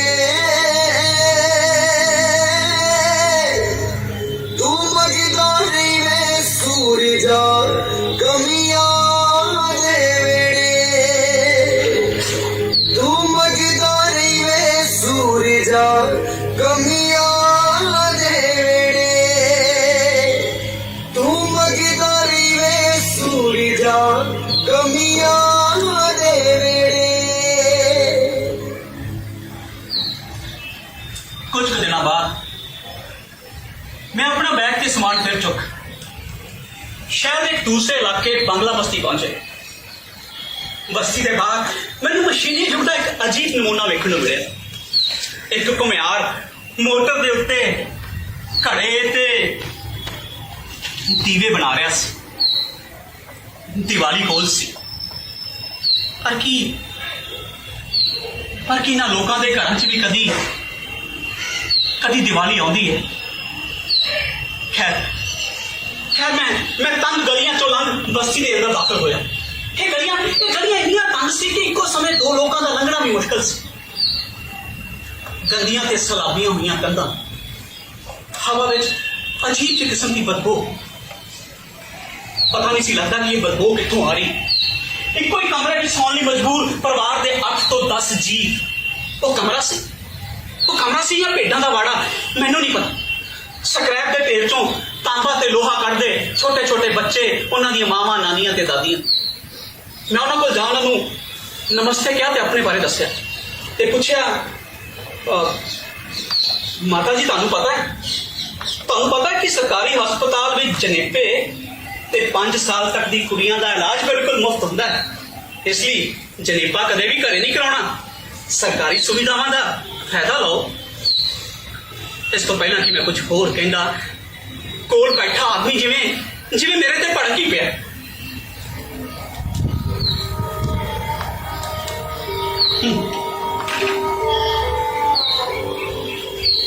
अरे जाइए डॉक्टर साहब, अरे हमने हाथ पर छोड़ दीजिए।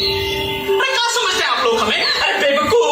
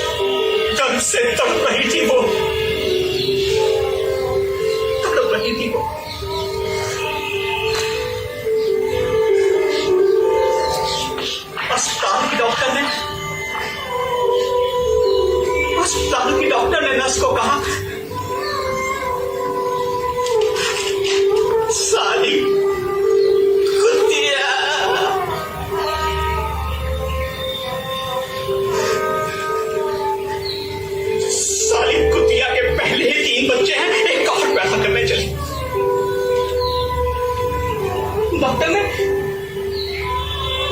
ऑपरेशन के लिए 5,000 रुपए मांगे।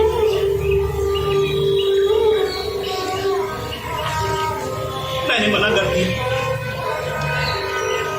और देता भी कहां से, मेरे पास थे भी नहीं।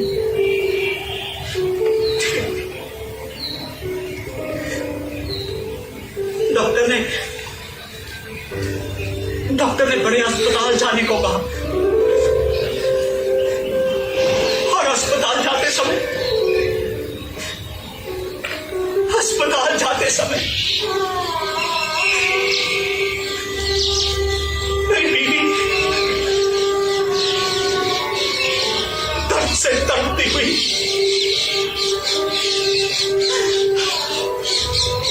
मर गई।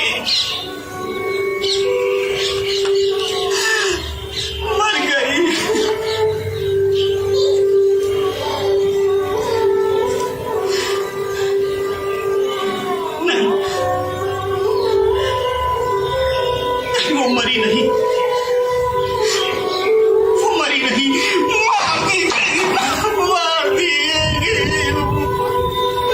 मार दी गई।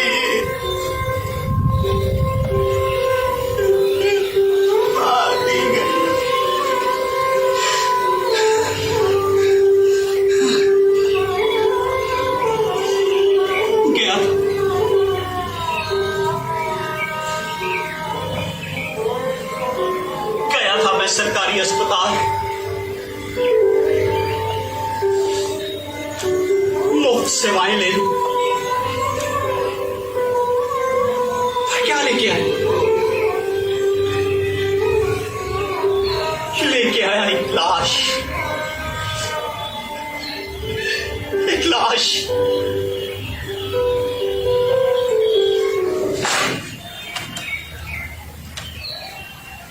मैं उस आदमी की आवाज तो बच, वो तो बहुत तेजी ना निकले ते सोच रहा से कि सब तो बाद पवित्र माने जाते किते नूं इस सिस्टम ने अपनी जकड़ विच ले लिया। क्योंकि अक्सर ही हस्पताल विच मैं कुछ डॉक्टरां नूं पर्चियां ते सर्जरियां तो पैसे लेंदे बड़ी टौर ना वेख्या सी कि वाकई उस आदमी दी गल्लां सच सी या खैर मैं बस्ती के अंदर वालों दाखिल हुए। एक औरत मेरी बांह फड़ के मैंने थोड़ा साइड पे लाई ते कहने लगी, डॉक्टर साहब जी मेरी कुड़ी की तबीयत ठीक नहीं रहती। डॉक्टर साहब जी सारा दिन चुप ही रहती। डॉक्टर साहब जी रोटी टोक भी घट ही खाती है। डॉक्टर साहब जी बड़ी चिड़चिड़ी जी हो गई। डॉक्टर साहब जी किसी ने गल नहीं जे कर। डॉक्टर साहब जी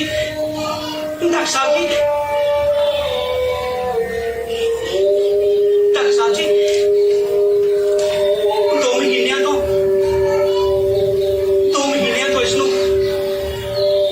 इसको महामारी नीचे आई।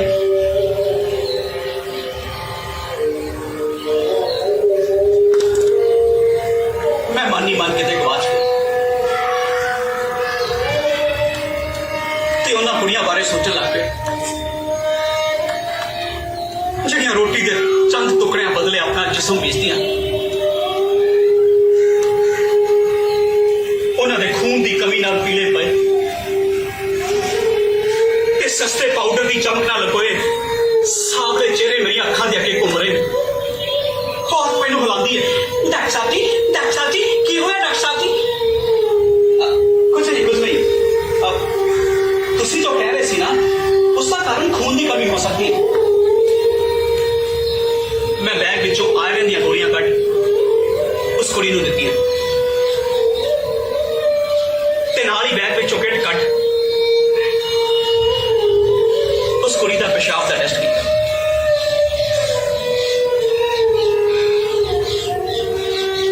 वो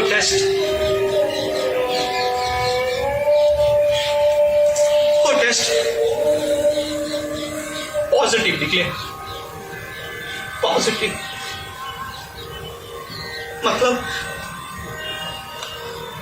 वो कुड़ी मतलब वो कुड़ी पिछले 2 महीनों तो गर्भवती है। हुण मैं की करा,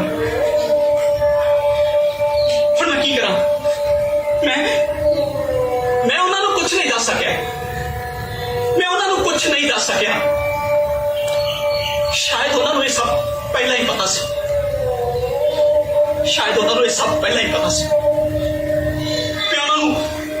मैं उन्होंने सरकारी हस्पताल जाने क्या,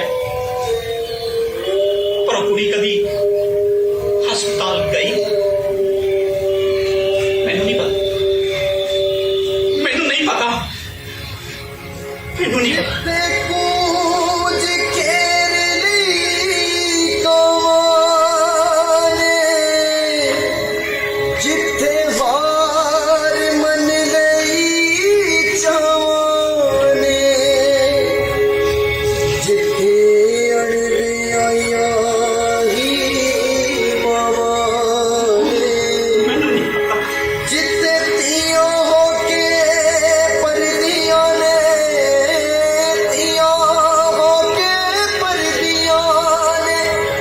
आसमानी जड़े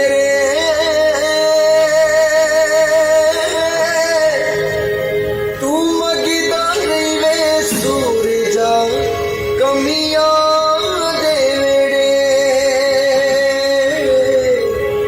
तू मगिदा नहीं वे सूरजा कमिया दे वेड़े। शहर नूं घुम्मण देखण ते महसूस करने तो बाद मैं इस नतीजे ते पहुंचा कि यह दुनिया रहन योग नहीं, इसनूं बदलण दी लोड़ है। कुछ मुट्ठी भर लोगों दी अय्याशियां दे लई नरक वर्गे हालातां विच रहण लई मजबूर ने करोड़ां लोग, ते इन्हां हालातां दी वजह नाल हो रहीआं बीमारियां ते मौतां भी एक कतल ने, धोखे नाल साजिश नाल कीते जांदे कतल, ते साजिश का एक इलाज है जो भगत सिंह ने कहा सी, जो ची गुवेरा ने कहा सी, इनकलाब ते सिर्फ इनकलाब, लोकां दा इनकलाब ते लोकां दे द्वारा।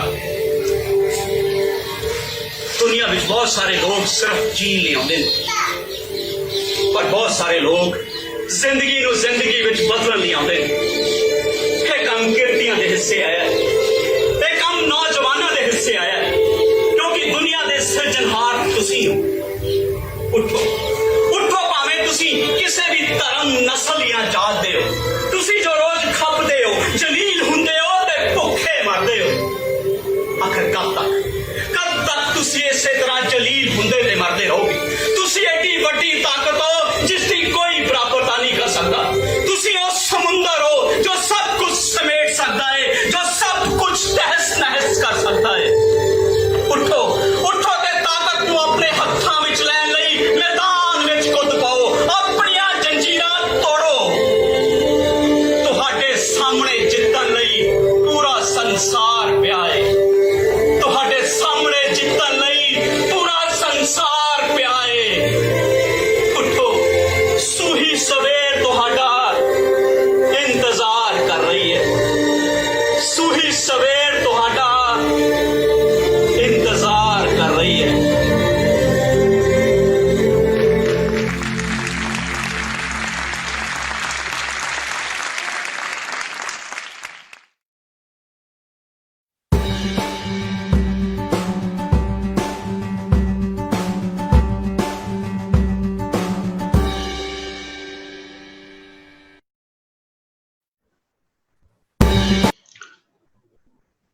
ਅੱਜ ਦੇ ਪੇਸ਼ੇ ਨਜ਼ਰ ਦੇ ਪੇਸ਼ਕਾਰ ਇੱਕ ਡਾਕਟਰ ਸਨ ਜਸਮੀਤ ਜੀ। ਪਰਦਾ ਉੱਠਦੇ ਹੀ ਅਸੀਂ ਜਿਸ ਤਸਵੀਰ ਨੂੰ ਤੱਕਿਆ ਉਹ ਵੀ ਇੱਕ ਡਾਕਟਰ ਦੀ ਸੀ, ਚੀ ਗੁਵੇਰਾ ਦੀ। ਦੁਨੀਆ ਦਾ ਉਹ ਡਾਕਟਰ ਜਿਹਨੇ ਦੁਨੀਆ ਨੂੰ ਬਦਲ ਦੇਣ ਦਾ ਰਸਤਾ ਲੱਭਿਆ ਤੇ ਸਰ ਕਰਨ ਦਾ ਯਤਨ ਕੀਤਾ।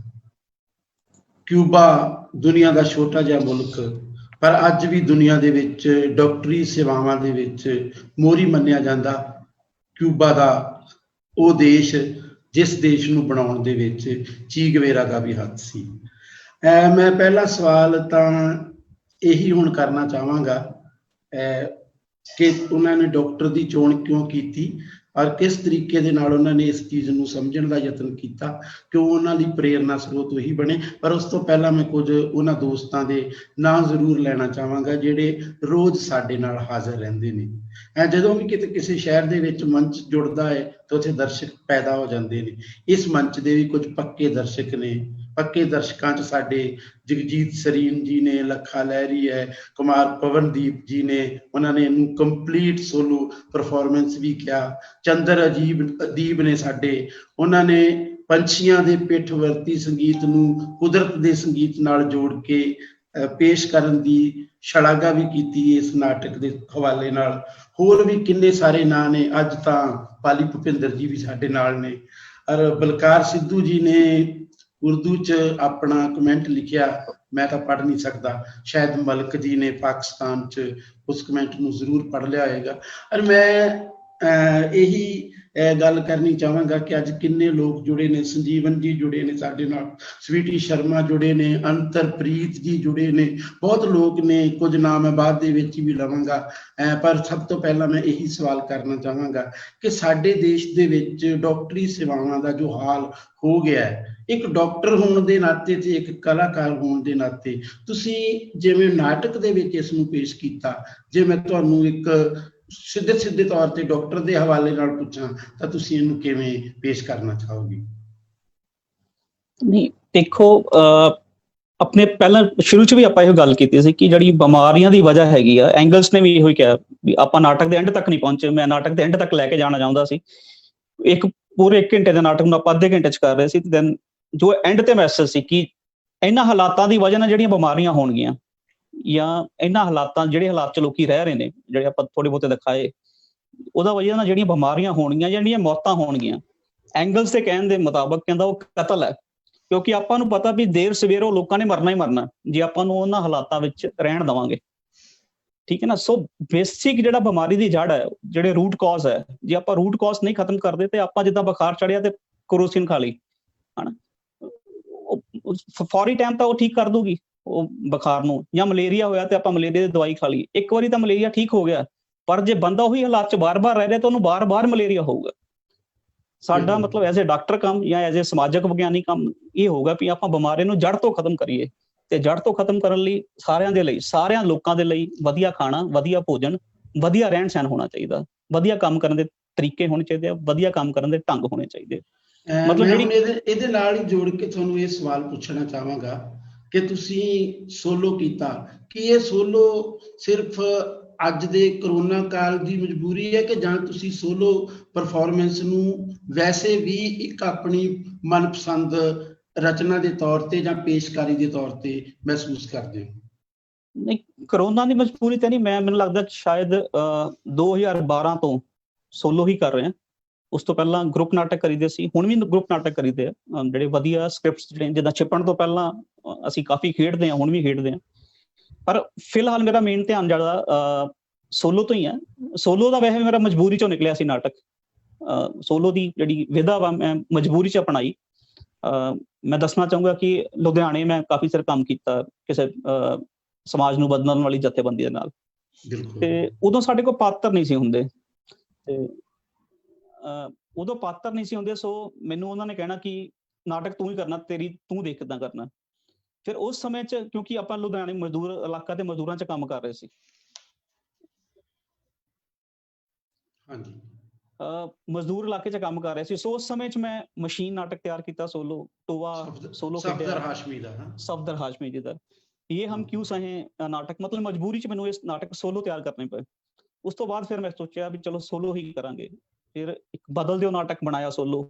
ਉਹ ਟੋਟਲੀ ਜੇ ਉਹਨੂੰ ਪੜ੍ਹੀਏ ਆਪਾਂ ਨਾਟਕ ਨੂੰ ਤੇ ਭਾਸ਼ਣ ਲੱਗਦਾ ਉਹ, ਪਰ ਮੈਨੂੰ ਲੱਗਦਾ ਕਿ ਮੈਂ ਉਹਨੂੰ ਲੋਕਾਂ 'ਚ ਘੱਟੋ ਘੱਟ 40-50 ਸ਼ੋਅ ਮੈਂ ਉਹਦੇ ਪੰਜਾਬ 'ਚ ਕੀਤੇ ਆ, ਪਿੰਡਾਂ 'ਚ ਵੀ ਤੇ ਸ਼ਹਿਰਾਂ 'ਚ ਵੀ। ਬਦਲ ਦਿਓ ਨਾਟਕ ਭਗਤ ਸਿੰਘ ਦੀ ਫਿਲਾਸਫੀ ਤੇ ਭਗਤ ਸਿੰਘ ਦੀ ਕੋਟੇਸ਼ਨਸ ਨੂੰ ਲੈ ਕੇ ਹੀ ਨਾਟਕ ਬਣਾਇਆ ਵੀ ਦੋ ਤਰ੍ਹਾਂ ਦਾ ਸਮਾਜ ਹੈ ਤੇ ਮੈਂ ਕਿੱਦਾਂ ਦਾ ਸਮਾਜ ਚਾਹੁੰਦਾ। ਉਹ ਭਗਤ ਸਿੰਘ ਲੋਕਾਂ ਨੂੰ ਸੰਬੋਧਿਤ ਹੁੰਦਾ।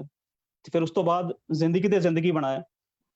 ਜ਼ਿੰਦਗੀ ਤੇ ਜ਼ਿੰਦਗੀ ਨਾਟਕ ਜਿਹੜਾ ਉਹ ਬਿਲਕੁਲ ਸੱਚੀਆਂ ਘਟਨਾਵਾਂ ਤੇ ਆਧਾਰਿਤ ਹੈਗਾ। ਇਹ ਸਭ ਦੇਖੀਆਂ ਹੋਈਆਂ ਘਟਨਾਵਾਂ ਨੇ ਤੇ ਮੈਨੂੰ ਲੱਗਦਾ ਕੋਈ ਵੀ ਬੰਦਾ ਜਿਹੜਾ ਅੱਖਾਂ ਆਪਣੀ ਖੋਲੂਗਾ ਉਹਨੂੰ ਇਹ ਘਟਨਾਵਾਂ ਸਮਾਜ 'ਚ ਦਿਖਣਗੀਆਂ, ਜਿਹਨੂੰ ਆਪਾਂ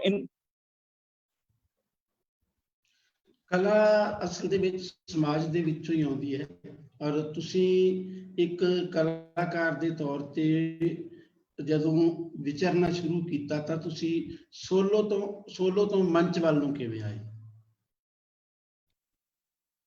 ਸੋਲੋ ਤੋਂ 20 ਮੰਚ ਵੱਲ? ਹਾਂ ਹਾਂ ਹਾਂ 20 ਮੰਚ ਤਾਂ ਗੁਰਿੰਦਰ ਭਾਜੀ ਦੀ ਦੇ ਕਹਿਣ ਤੇ ਵੀ ਦੇਖਿਆ ਵੀ ਹੁਣ ਕਰੋਨਾ ਦੌਰ ਚ ਬੰਦ ਹੈ ਬਿਲਕੁਲ ਸਾਰਾ ਕੁਝ। ਮੈਂ ਝੂਠ ਨਾਟਕ ਤਿਆਰ ਕੀਤਾ ਸੀ ਇੱਕ, ਝੂਠ ਬਲਰਾਮ ਬੋਧੀ ਜੀ ਦਾ ਨਾਟਕ ਹੈ। ਸੈਮੂਅਲ ਭਾਜੀ ਉਹਨੂੰ ਕਾਫੀ ਖੇਡਦੇ ਆ। ਮਤਲਬ ਲਾਕਡਾਊਨ ਤੋਂ 2 ਦਿਨ ਬਾਅਦ ਮੇਰਾ ਸ਼ੋਅ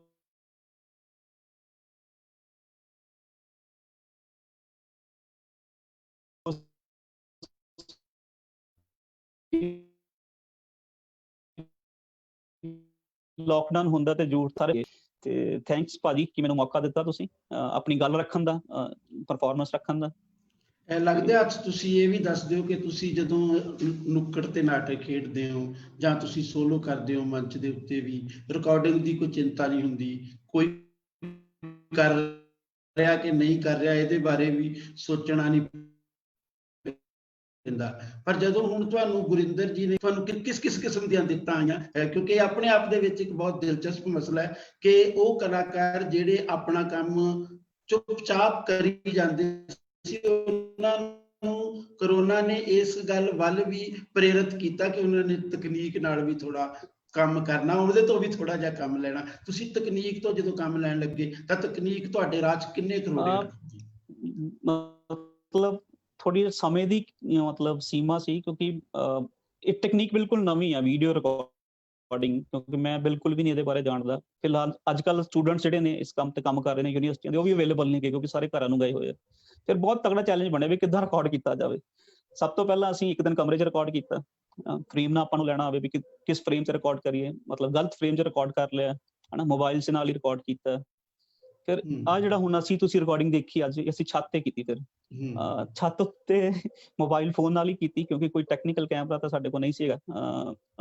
ਛੱਤ ਦੇ ਉੱਪਰ ਕਰਨ ਦੀਆਂ ਆਪਣੀਆਂ ਵੱਖਰੀਆਂ ਦਿੱਕਤਾਂ ਨੇ ਵੀ ਆਸ-ਪਾਸ ਲੋਕ ਇੱਕ ਛੱਤਾਂ ਤੇ ਘਰਾਂ ਦੇ ਇਕੱਠੇ ਨੇ, ਤੁਹਾਨੂੰ ਡਿਸਟਰਬ ਕਰ ਰਹੇ ਨੇ ਵਾਰ-ਵਾਰ, ਬੱਚੇ ਤੰਗ ਕਰ ਰਹੇ ਨੇ। ਪਰ ਉਹਦੇ ਬਾਵਜੂਦ ਵੀ ਠੀਕ ਹੈ, ਚੱਲ ਜਿੰਨਾ ਹੁੰਦਾ ਕੁਛ ਨਾ ਹੋਣ ਨਾਲ ਕੁਛ ਤਾਂ ਕਰੀਏ ਨਾ, ਵੀ ਹੌਲੀ-ਹੌਲੀ ਟੈਕਨੀਕ ਸਿੱਖਣ ਦੀ ਕੋਸ਼ਿਸ਼ ਕਰਾਂਗੇ। ਪਰ ਆਪਾਂ ਚਾਹੁੰਦੇ ਵੀ ਇਹ ਦੌਰ ਖਤਮ ਹੋਵੇ, ਜਲਦੀ ਤੋਂ ਜਲਦੀ ਖਤਮ ਹੋਵੇ ਤੇ ਅਸੀਂ ਦੁਬਾਰਾ ਮੰਚ ਦਾ ਰੂਪ ਕਰੀਏ। ਚਲੋ ਆਂਢ ਗੁਆਂਢ ਵਾਲੇ ਮਸਲੇ ਤਾਂ ਚਲੋ ਚੱਲਦੇ ਰਹਿੰਦੇ ਨੇ, ਘਰਦਿਆਂ ਤੋਂ ਕਿੰਨਾ ਕੁ ਸਹਿਯੋਗ ਮਿਲਦਾ? ਬਹੁਤ ਸੰਖੇਪ ਦੇ ਘਰੇ ਵਿੱਚ ਤਾਂ ਤੁਸੀਂ ਮੇਰੀ ਇਹਦਾ ਮਤਲਬ ਜਵਾਬ ਦਿਓ। ਫੁੱਲ ਸਪੋਰਟ ਹੈ, ਫਾਦਰ ਸਾਹਿਬ ਵੱਲੋਂ, ਮਦਰ ਵੱਲੋਂ, ਮੇਰੀ ਵਾਈਫ ਵੱਲੋਂ ਹਨਾ, ਵੀ ਕਿਤੇ ਵੀ ਮੈਂ ਮਤਲਬ ਕਿਸੇ ਵੀ ਕਿਸਮ ਦੀ ਬੰਦਸ਼ ਨਹੀਂ, ਨਾ ਮੈਂ ਉਹਨਾਂ ਤੇ ਲਾਉਣਾ, ਨਾ ਉਹ ਮੇਰੇ ਤੇ ਕਿਸੇ ਕਿਸਮ ਦੀ ਬਹੁਤ ਬੰਦਸ਼ ਅੱਛੀ ਹੈ। ਗੱਲ ਹੈ। ਮਤਲਬ ਮੇਰੇ ਨਾਲ ਹੀ ਖੜੇ ਨੇ ਉਹ, ਮਤਲਬ ਜੇ ਆਪਾਂ ਥੀਏਟਰ ਕਰ ਰਹੇ ਨੇ ਜਾਂ ਸਮਾਜ ਨੂੰ ਬਦਲਣ ਦੀ ਜੇ ਸੋਚ ਰੱਖਦੇ ਹਾਂ ਤਾਂ ਸਾਰਿਆਂ ਦੀ ਹੀ ਹੈਗੀ ਹੈ। ਬੜਾ ਵਧੀਆ ਚੱਲ ਰਿਹਾ ਤੇ ਕੋਸ਼ਿਸ਼ ਹੈ ਵੀ ਇਸ ਸੋਚ ਤੇ ਅਸੀਂ ਡਟੇ ਰਵਾਂਗੇ।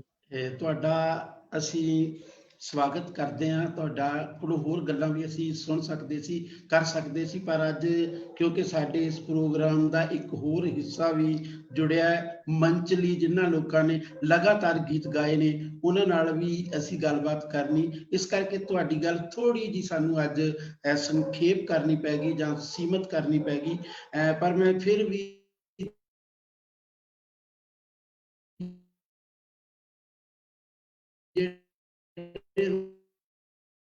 ਲੋਕਾਂ ਨੇ ਤੁਹਾਡੀਆਂ ਗੱਲਾਂ ਨੂੰ ਸੁਣਿਆ, ਤੁਹਾਡੇ ਤੇ ਕਮੈਂਟ ਲਾਂਗਾ। ਬਹੁਤ ਹੋਰ ਵੀ ਦੋਸਤ ਨੇ ਜਿਨ੍ਹਾਂ ਦੇ ਮੈਂ ਸਾਰਿਆਂ ਦੀ ਸ਼ਾਇਦ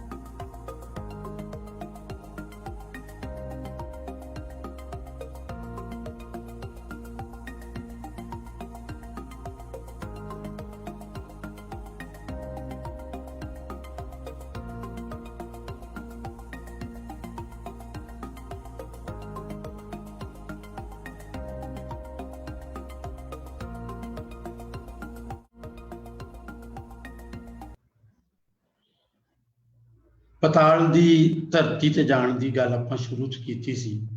ਸੱਚੀ ਮੁੱਚੀ ਪਤਾਲ ਦੀ ਧਰਤੀ ਸਾਬਤ ਹੋਈ।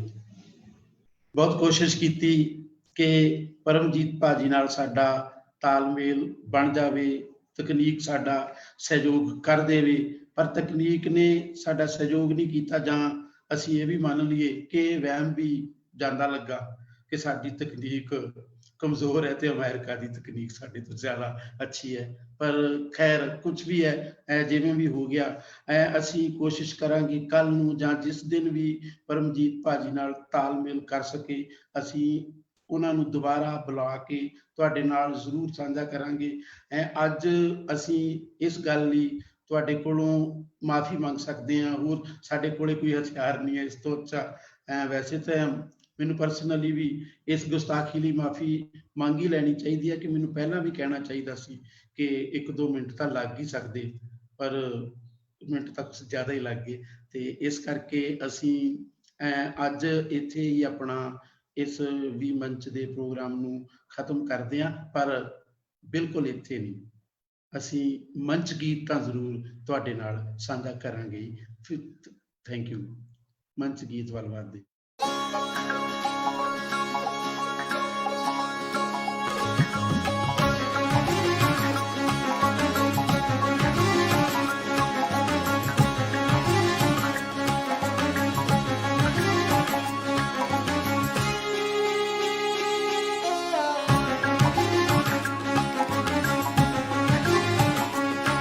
मैं किस्सा एक अजीम हाँ,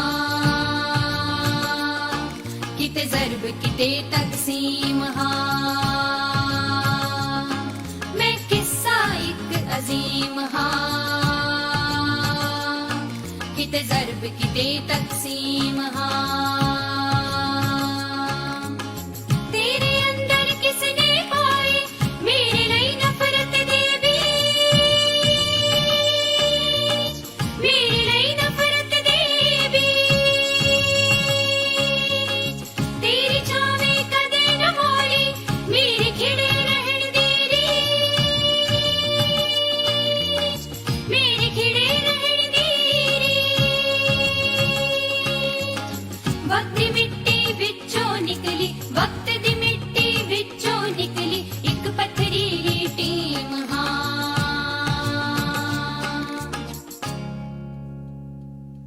मैं किस्सा एक अजीम हाँ,